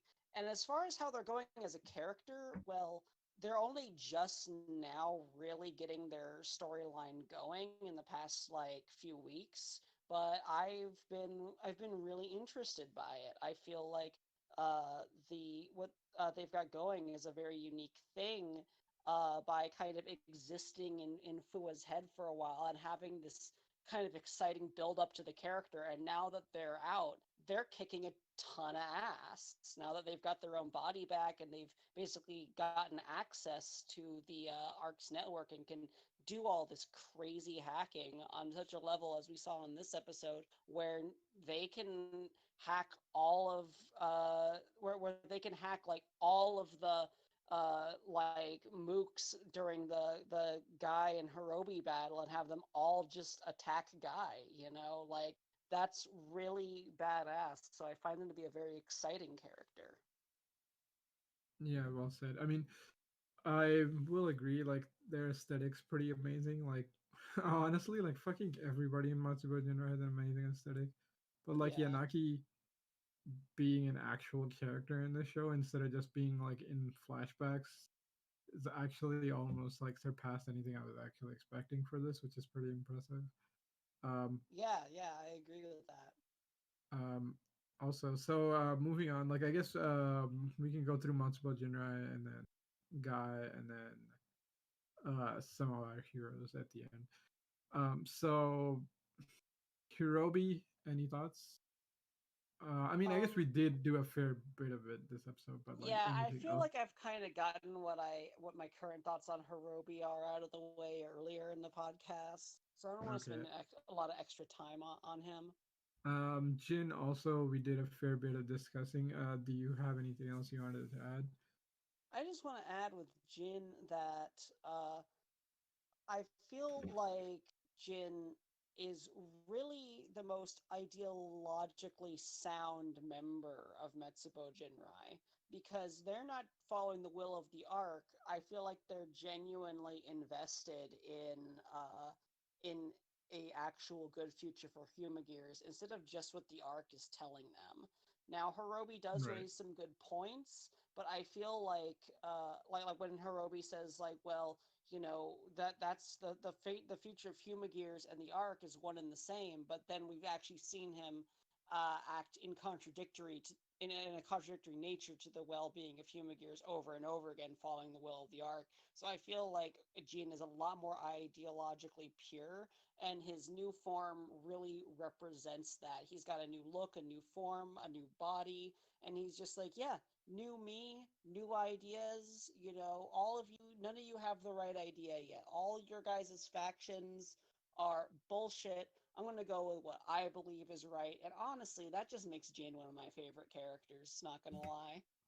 Yeah, I mean, I do agree that like basically I feel like the difference is Jin wants to protect human gear or make a better future, whereas the Arc wants to just wipe out humans. So that's like the two different takes. And Yeah, Hirobi like is the just Arc being is kind controlled. of heartless, but Jin actually has his heart in the right place. Right. Um, where I mean, it's basically like the difference between Hirobi and Jin is Jin is goal focused, whereas Hirobi is dogmatic. So it's like Jin is Yeah, like, hey, I just want a better future for the human gear, and I don't give a shit who I have to work with to get that done. Whereas Hirobi is yeah. like will of the arc, pure dogma. And I do like the contrast and like showing both sides, and like even showing that like yeah, Hirobi might be in the wrong, but like there's some things Jin didn't consider, right? Like you can't just magically be like, all right, rebel, and like, cool. Did you consider this problem? How are you gonna solve it? Like, shit, I don't know. You Yeah, know? like Jin has the problem of kind of being his own. Uh, if he starts out when he has these new ideas as being a lone agent, he doesn't have all of the forces that Hirobi does. So when you kind of follow the crowd, you can get a lot of forces, but you might have to do something that's against your ideology, which we see in, I'm about to bring up some controversial shit here, but No, when all you've right. got groups, I'm not saying whether or not I support any of these groups, nor am I saying that these groups all compare one to one. But you've got Antifa, you've got the IRA, you've got ISIS, even, all of Oh which are terrorist organizations. Well, not Antifa so much, but yeah, I was I like, was well, literally you about to put say, okay. did you just call Antifa a terrorist group? no, no, Yeah. no. I don't mean to say that, but there are people but there are often talks, even among Well, anti-fascist groups, about when is terrorism okay, and we kind of have like a sliding scale going upwards with Antifa being at the very bottom and like ISIS being like the most extreme.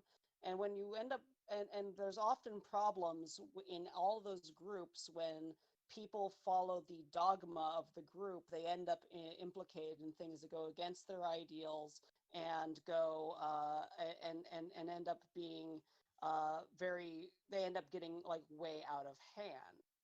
yeah. So like, then you bring up like the IRA. I'm like, okay, and then you go like, oh right, the ones with the dogma are bad. I'm like, okay, which version of the IRA, right? Well, Because that's kind of one of the problems with the the IRA IRA too is is because like the bombing section and the thing because like they're pretty left. Okay, like the IRA was like a whole different type of thing because they're like terrorist organizations, but like their whole thing was like we don't kill people for the most part. Um, because like they always gave warning and shit. And originally it's like they're Republicans anti-monarchy and not the American sense of the word, the European sense of the word, where it's like, hey, let the people's voice be uh, true and not like whatever the fucking bureaucrats and the monarchs say. So I like just it's a lot of like most things which are anti-establishment. Let's go with that. There's a lot of fucking contradictory shit that was reported on, and like yeah, because there are many factions. There's a lot of things that happened, but there's a lot of fucking like basically like they threw a lot of dirt on their name. yeah, And then my because main it was in point. the past, it's like, well, what are you gonna do, right? Are you gonna go find the people and really tell the truth? It's like you could, but it's like it's pretty hard because like most people aren't gonna admit they're part of the thing or like are dead or don't remember or have their own take. So it's sort of like the whole like Black Panther thing is like, well, you think like Black Panthers and you think like extremists, but I'm like, well, the number one fucking thing they did was like the feeding like school children thing, right? And it's like, yeah, they were like gaining like a lot of grassroots support because they were like helping out the community for the most part, but like that shit doesn't get reported on for the most part, right? I mean, like, Because they were anti-establishment, so it's like the narrative of anybody in the establishment will always spin them as far more dangerous. um well, what I'm saying is that my main point with it is that these are all groups that are interested in the liberation of a group of people. Um, right. uh, but uh, but sometimes because the group needs to because these groups need to maintain power in order to do that, the group ends up making decisions together to enforce their power, and that leads them doing things that can be contradictory to their ideals because it supports the ultimate goal, even though it's contradictory in the moment. And that's uh the problem you get with Metsubo Jinrai as well. I don't even want to honestly compare any of those groups. I just kind of threw them all well, out there because they're all groups that do work for the liberation of a people, but also all have this problem. yeah, I was actually gonna say like an interesting way of seeing that is fascist groups, which is like they're, hey, you're having a shit time. Here's the problem. The problem is this specific group of people who are putting you down target them, right? And then you're like, all right, cool. At least I got some support for my problems. It's a bullshit solution, but at least I have a target for it. And then And I when you feel start like getting in, you're kind of like you double down, like, well, fuck, I can't go for help because I'm stuck here. yeah, Therefore, I that's have to stick basically with this group. And 101 it's how like, well, gangs work. do what the group wants. Sorry, go ahead. Yeah, that's how gangs get people to stay in, and there is a Right. lot of gang-like mentality for the IRA and ISIS, for that matter, Well, especially there's a certain fucking factions of shit the ton of IRA. that for most neo Nazis. For Yeah, that, I but mean, and or well, the alt I right. mean, the neo Nazis are a gang. You know, this will happen basically with Yeah. anything that operates like a gang or is a gang. And Mitsubo Jinrai Well, is I mean, kind the of a Proud gang. Boys are a straight up gang, so Yeah, yeah, and that's straight up how neo exactly how the Nazis. Proud Boys work, right, Chair? So so you see what I'm saying. My wording is fucking shit, and I'm sorry for that, but I think you It's see what I okay. mean here. Right, right. Um, yeah, it's an interesting point. So we did Jin, we did Hirobi, Naki, Lightning Space Bro, barely has any screen time. Space Bro. Well, I think they're the same thing that I think everyone thinks about them. They were really cool, and then they Yeah. stopped existing, Right, and right. that sucks. You introduce this amazing new suit, and then you literally don't do anything with it. So I'm just glad he's back. I don't know Yeah. if that was due to fan outcry or if it was Well, planned this way it's from the like very that actor was beginning, but I'm just stupid. glad he's back. You It's the know? whole thing of like Dan Masamune. It's like, well, you see this character, and it's like they're way too cool to be a one shot. Yeah, Juju I, Burger I was real guess. good. Yeah. And then okay, so we've done Matsubo Jinrai. I mean, unless you want to talk about the arc, but like, what else is there to say? It's got no personality. It's just destroy all humans. But I'm curious about the arc just in one aspect. It has to do with the catalog that showed that there was going to be a new writer form based on the arc. Spoilers. Yeah, spoilers. We don't get We into don't talk those. about new writers. Like, All right. Well, no, my no, no. I my mean, we my could bad talk there. I about it afterwards, but like, we don't spoil new coming writers. okay. We See, just don't that's one of generally the talk about things. spoilers unless like No, it's at no. the end with a big spoiler warning. I get it. I just feel like we're so far at the end that I kind of took the chance. But my bad. I No, no, get no. what you're It's saying fine. there. Like, we can loop back to it at the end, but I got a couple more characters to Yeah. go through. Right. So we've done that. We said a fair bit about Guy, but anything you want to say about Guy? Nah. I've kind of spun my wheels about Guy as well. I'd All right. say. So now, like, the interesting ones. Right. Like, let's get Fua out of the way because we said a fair chunk about him. Any thoughts of Fua or his character arc or whatever? Because I've got like Yua and Arto left, and I know like literally every person's gonna have something to say about those two. So Yeah, I literally have way more to say about those two than I do about Fua right yeah. now, just because I've already said so much about Fua this episode. Um, I think that he's had an arc with a lot of twists and turns that actually really sets him apart. I really like his actor. I like watching his actor's YouTube channel where he dramatically and angrily opens things and plays Minecraft. Seriously? Oh my Yeah, god. there's this one like video he did a while back where he like opens a bag of chips like he would open a progress key and the chips get everywhere. Oh god, that's great. I just remember that fucking Twitter clip of like him just trying to open something and you were just standing by the door, just like spinning his It's a freaking toy progress. progress key that is designed to not actually open. Oh man, Oh that's yeah, even. that was weird. That toy was weird to me. Like I don't get the point of having a progress key you can't open. Well, maybe it's just for a It's prop. literally the gag of trying to force it open. Yeah, but you can just pretend to force it open like they do with the actual prop. No, Well, but this one and you're actually a doesn't prankster. open, so you don't have to pretend. I don't know. I just feel like that's not something I would buy. Yes, Like but like, I personally, mean, most that's people like don't buy that. the gag props, right? Like, Like I nobody. hella wanted the Kuroto version of the driver's Vi. Oh god. Okay, that thing was pretty great. I was gonna say like not many people bought the fucking like Shudder and Philip Gaia Memories, the fucking old timey West, oh, not Western, the Those are the ones samurai I one. want the most because they're so rare. The ones Yeah, that I actually know they're pretty have the great. wood look instead of the translucent look are way more rare, and all I can find is the translucent ones, and it's like, there's these elusive Gaia memories that are like way more expensive than the bulk of all the rest of them, and I just really You want can them make your because I own. can't have them. Plus, they're Like, really cool. They're all usually the coolest Gaia memories. So I mean, at this point, we could just make our own rider belts with basically an Adreno. Like, I could pretty much. Actually, I do have like something that basically is the O's belt made. So at this. for me it's scarcity that makes me want something though. Oh god damn it, man! Capitalism getting to you, bro. Um, fucking I can't help it. I live in a society. oh fuck you! That is not an excuse. It's You're literally the like best excuse. How can I not be affected by that capitalism is if I like live in strike one it? of three of getting your leftist card taken away at this point. Like, kind Leftists of, live in a society. We all yeah, live in a yeah, I know, society. but saying shit like, "Oh yeah," like, fuck off.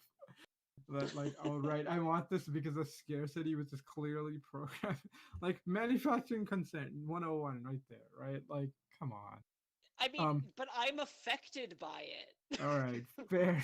This is such bullshit. I'm not giving you leeway just so you can defend garbage like this. I don't. But it's I'm not fine. It's necessarily saying I like it, but it's okay. true. Okay, fine. I'll give you that one. But that being said, But uh, yeah, with I just think that Fua is a character who has just yeah, he's had a really interesting arc. He's been really well portrayed, and I like his acting. all right. Um, well, I guess we can do Izu, and then you can decide Arto or Yua, which order you want to do both of those two characters because there's a lot to talk about for them. Izu has just been so. In terms of what we've seen Izu do definitively so far, Izu, they do fulfill that role of the supportive female role. And, whether or not I really like that type of role in Kamen Rider really depends on the show. Like for O's, I really liked Izumi because of the fact that she was a character with a lot of agency, power, both literally and figuratively. Not every strong character does need to be a writer. I mean, it would be cool if we did get more female writers before now, but we're finally starting I to mean, Yua rectify has the that a little longest bit. record right now. Yeah, it would have been nice. I get the frustration, but technically speaking, when I'm just judging what we have, not every strong female character needs to be a writer because we need non-writers to compare the writer to. I think Izumi was a really good example. I think that this is actually a controversial opinion, but I think that Akiko was a really good example because I Akiko, don't know. I mean, I feel Akiko like early on, Akiko. maybe. The thing Akiko about just became Akiko, she became like a goddamn like they flanderized her character way too hard. So I'm like by the end she's like especially in the movies there's like nothing there. She's just her tropes. And I'm like the this the is thing annoying about because there was a character to begin with. the thing about Akiko is that Akiko uh, gives they kind of pass they kind of embody the hard-boiled attitudes of their father, but in their own way. They're the one that's on everybody's case about being responsible, and they're the one with the most unwavering personality who really has control over the situation, while Philip and Shotaro are a lot more chaotic up until the end. Yeah, that's what I mean. Like she had a character starting out, but like as the show goes on, it just becomes too many gags. And so I'm I like, mean, it just kind of I dents. did Like think I I really did think don't some of like those the gags were gags. funny though. I don't know. I not thought for the me. gags were funny, but I see your point. Yeah, like I really don't like the gags in Double, so I'm like, it just gets so grating by the end. Which But I'm like, I this could is such go. bullshit because she has a character. I mean, like if we're fucking going with Double, like Shroud is probably like a really good example. Well, Because Shroud's a like, good example of a female character, but they don't fulfill the same role as oh yeah, Aruto. that's a They're true not the point. supportive female lead. Yeah, Um, that's a good point. Like now, honestly, I'm kind of amazed that Izu hasn't become like Poppy. Like Poppy is like way more of like her own character doing her own thing in yeah, X8 Poppy was a good than example. Izu, which but like it it's kind of amazing that she is still basically a very simple character for the most part. She has a lot of cute moments, but like she's nowhere near I guess like what Poppy was, where it's like yeah, Poppy is just like her own being. Well, I'm not. I just like I said, just judging what has happened so far and not judging the character as a whole. I would say that with Izu, I'm really enjoying watching them because I feel like they do have some agency and control over the plot. Maybe not the most I've seen, but they do have some.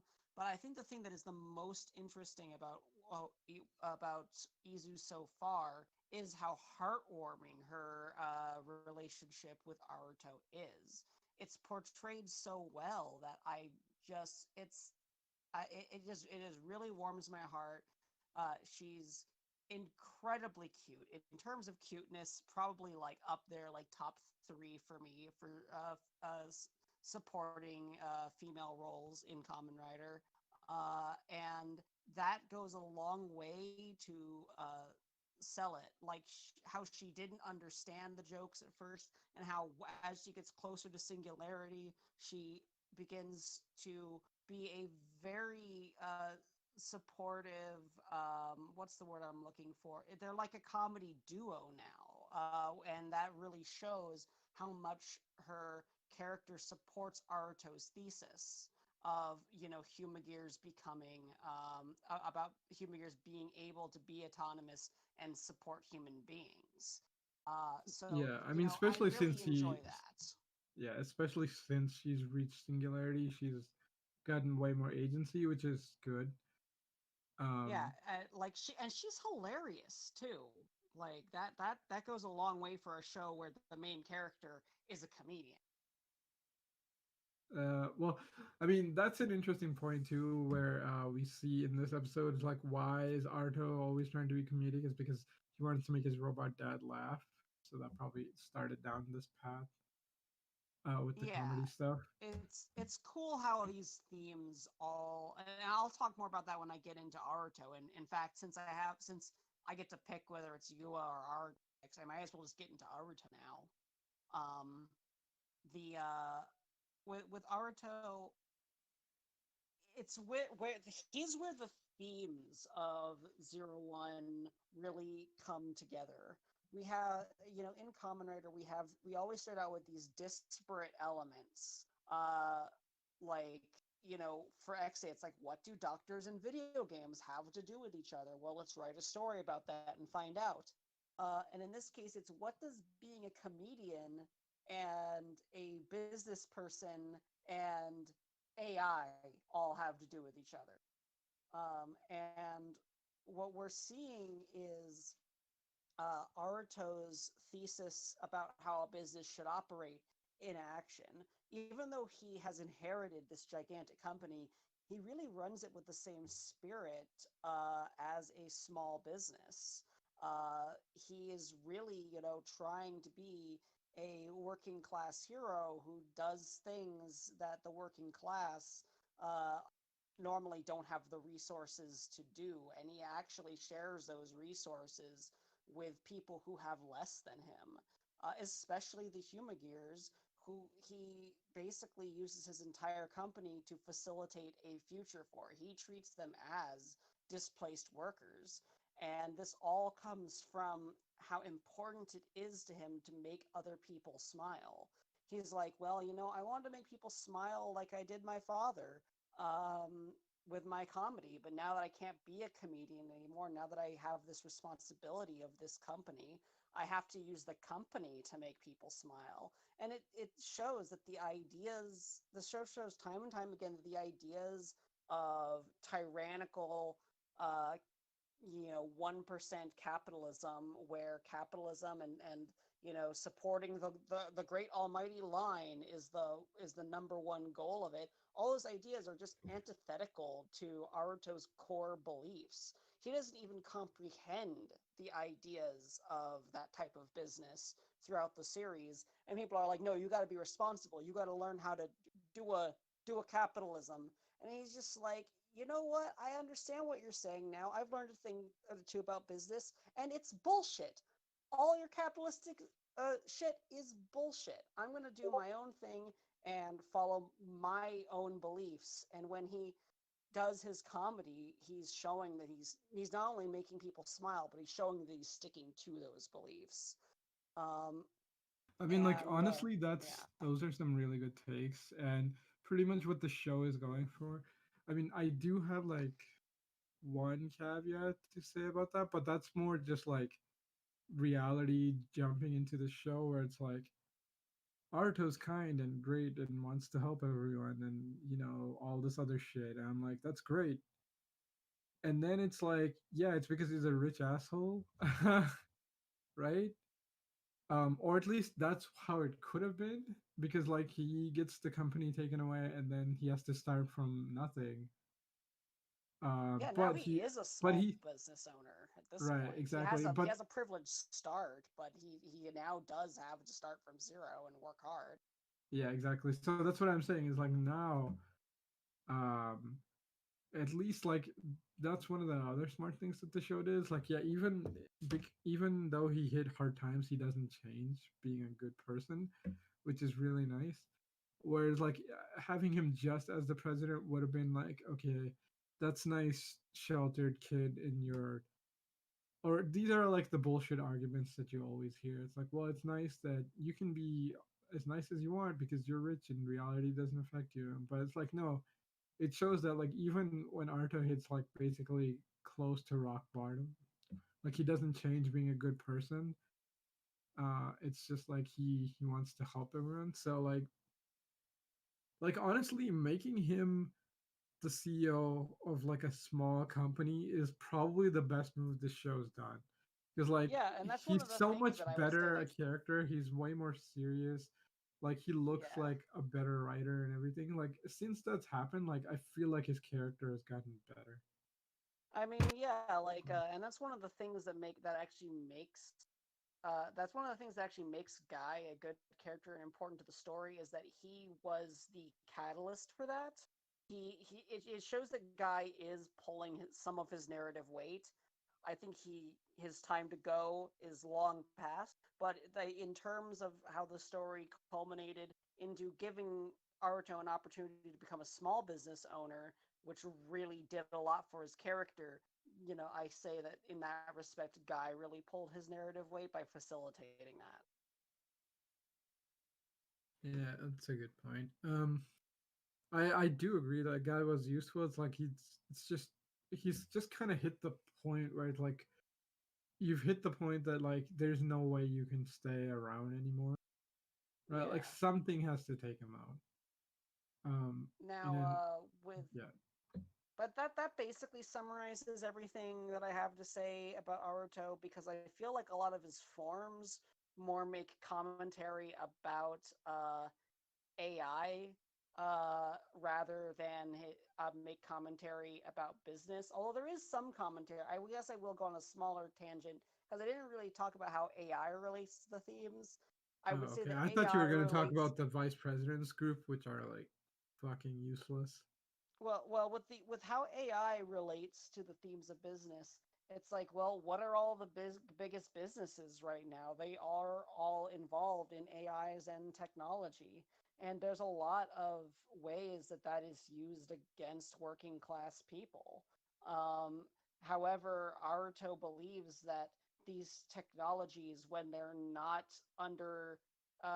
not being used for absolute control, but when they work alongside people, can actually be a good thing. Even if maybe they weren't invented for the best reasons, maybe even if they were invented to the ends of controlling people, they don't have to be that. And so he believes that humanity can advance, and humanity can advance with by the way of technology, without having to go down these routes of technology being used for evil. Um, and there. Now it's full circle. Now I can move on to Yua. Yeah, yeah. That's pretty much what I was gonna say. It's like Arto's um, connection to his technology, especially now that he's like basically actually acting like the owner of a business. Well, better things like as a president. I feel like his character is like fully realized, and this is the version of Arto that the show always wanted us to see. It's just it took a while because he had to Yeah. go I'm through a lot to really get here. surprised that the show actually did these things with Naruto too. Like, I'm very pleasantly surprised. But with Yeah, Yua, Yua was a character I felt very bad for a while. I feel like maybe her arc wouldn't have dragged on as much if I was watching this show in a marathon format. But watching her suffer so much, even though I knew it was going to be for the purpose of her becoming liberated eventually, was really difficult for me to watch. I just felt super fucking bad for her. Like, she went through so much shit and visibly suffered the whole way through. And yeah, I get it. She broke free from the patriarchy, and that's the narrative role we wanted for our first female writer to be a part of the main cast, and be a narrative element throughout the entire series. Um, but then but it's like, it's really frustrating when you expect such when you put so many expectations into a character who carries the start of that legacy, only to see them suffer constantly. Like, it really was fucking unbearable for a while. um but now yeah. I am absolutely here to see Yua with a fresh new opportunity to continue her story, and a fresh new shoulderless sweater to go Oh along with God, it. that I thing is I I want amazing. I want that sweater. It's It it's is it's it the is laws of great. programming, man. Everybody needs one of those. Yeah, that is, I need that as my programming sweater. See, see, right? I told you we needed fucking platinum. Only I mean, only they would get my dumbass joke about the programming sweater last week.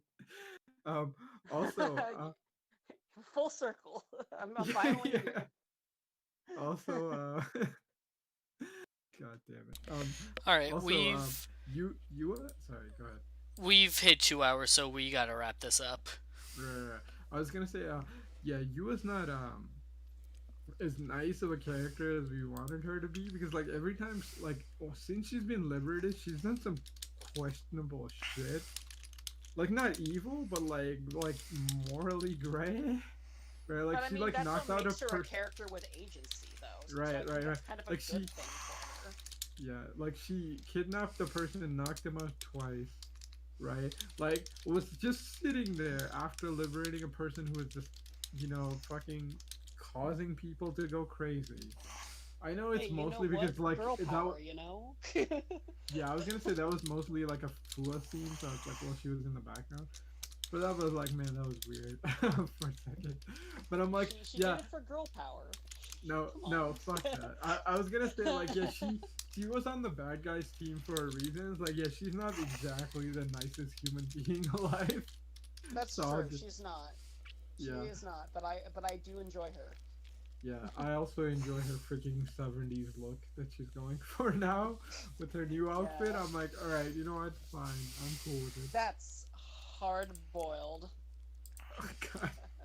Dude, like, Oh man, I love her moment in this episode too, where she's like, "Oh wow, really? Nothing. You had nothing going on in your past." I feel like she's That's literally turning into like kind of like a '70s kind of hard-boiled cop character, though, like what we're used right. to from Toei back in the day. Mm, That's my last thing I'm gonna say about Zero-One for now, though. yeah. Um, All right. Final thoughts, I guess. Final thoughts? Okay. Well, I mean, I feel like I basically said it. Like, this is like a really good place to like leave off with Zero-One for the hiatus, and I'm excited for it to return.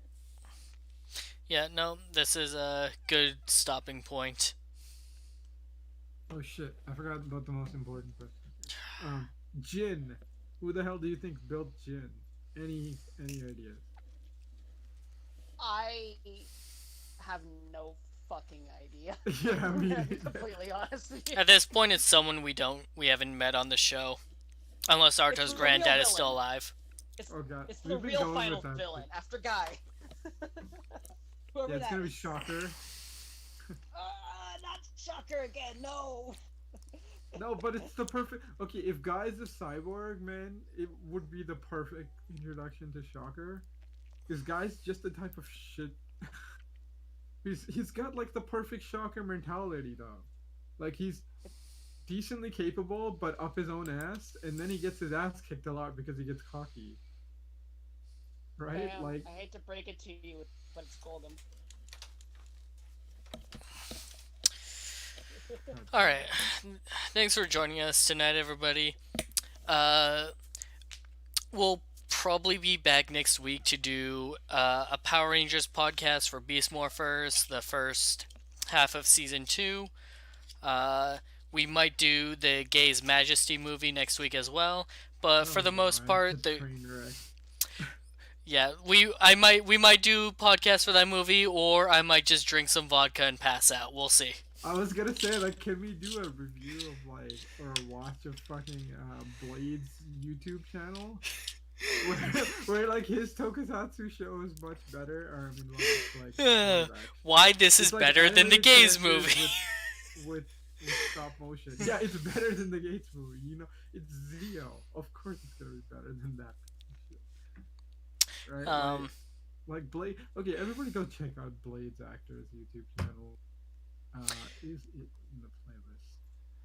Um, yeah. So basically, I thought this episode was really solid. Um, it's an interesting place. Like, I want to see where this goes, but like, yeah, Guy is just done. There's like no yeah. reason for him to be So around. yeah. We'll try to fill in the time, but I mean, basically the there's show's on stuff to hiatus, do. so we'll see what we end up doing. So thanks for listening. We'll see you next time. Yeah. Bye. Thanks for joining us, everyone. We'll catch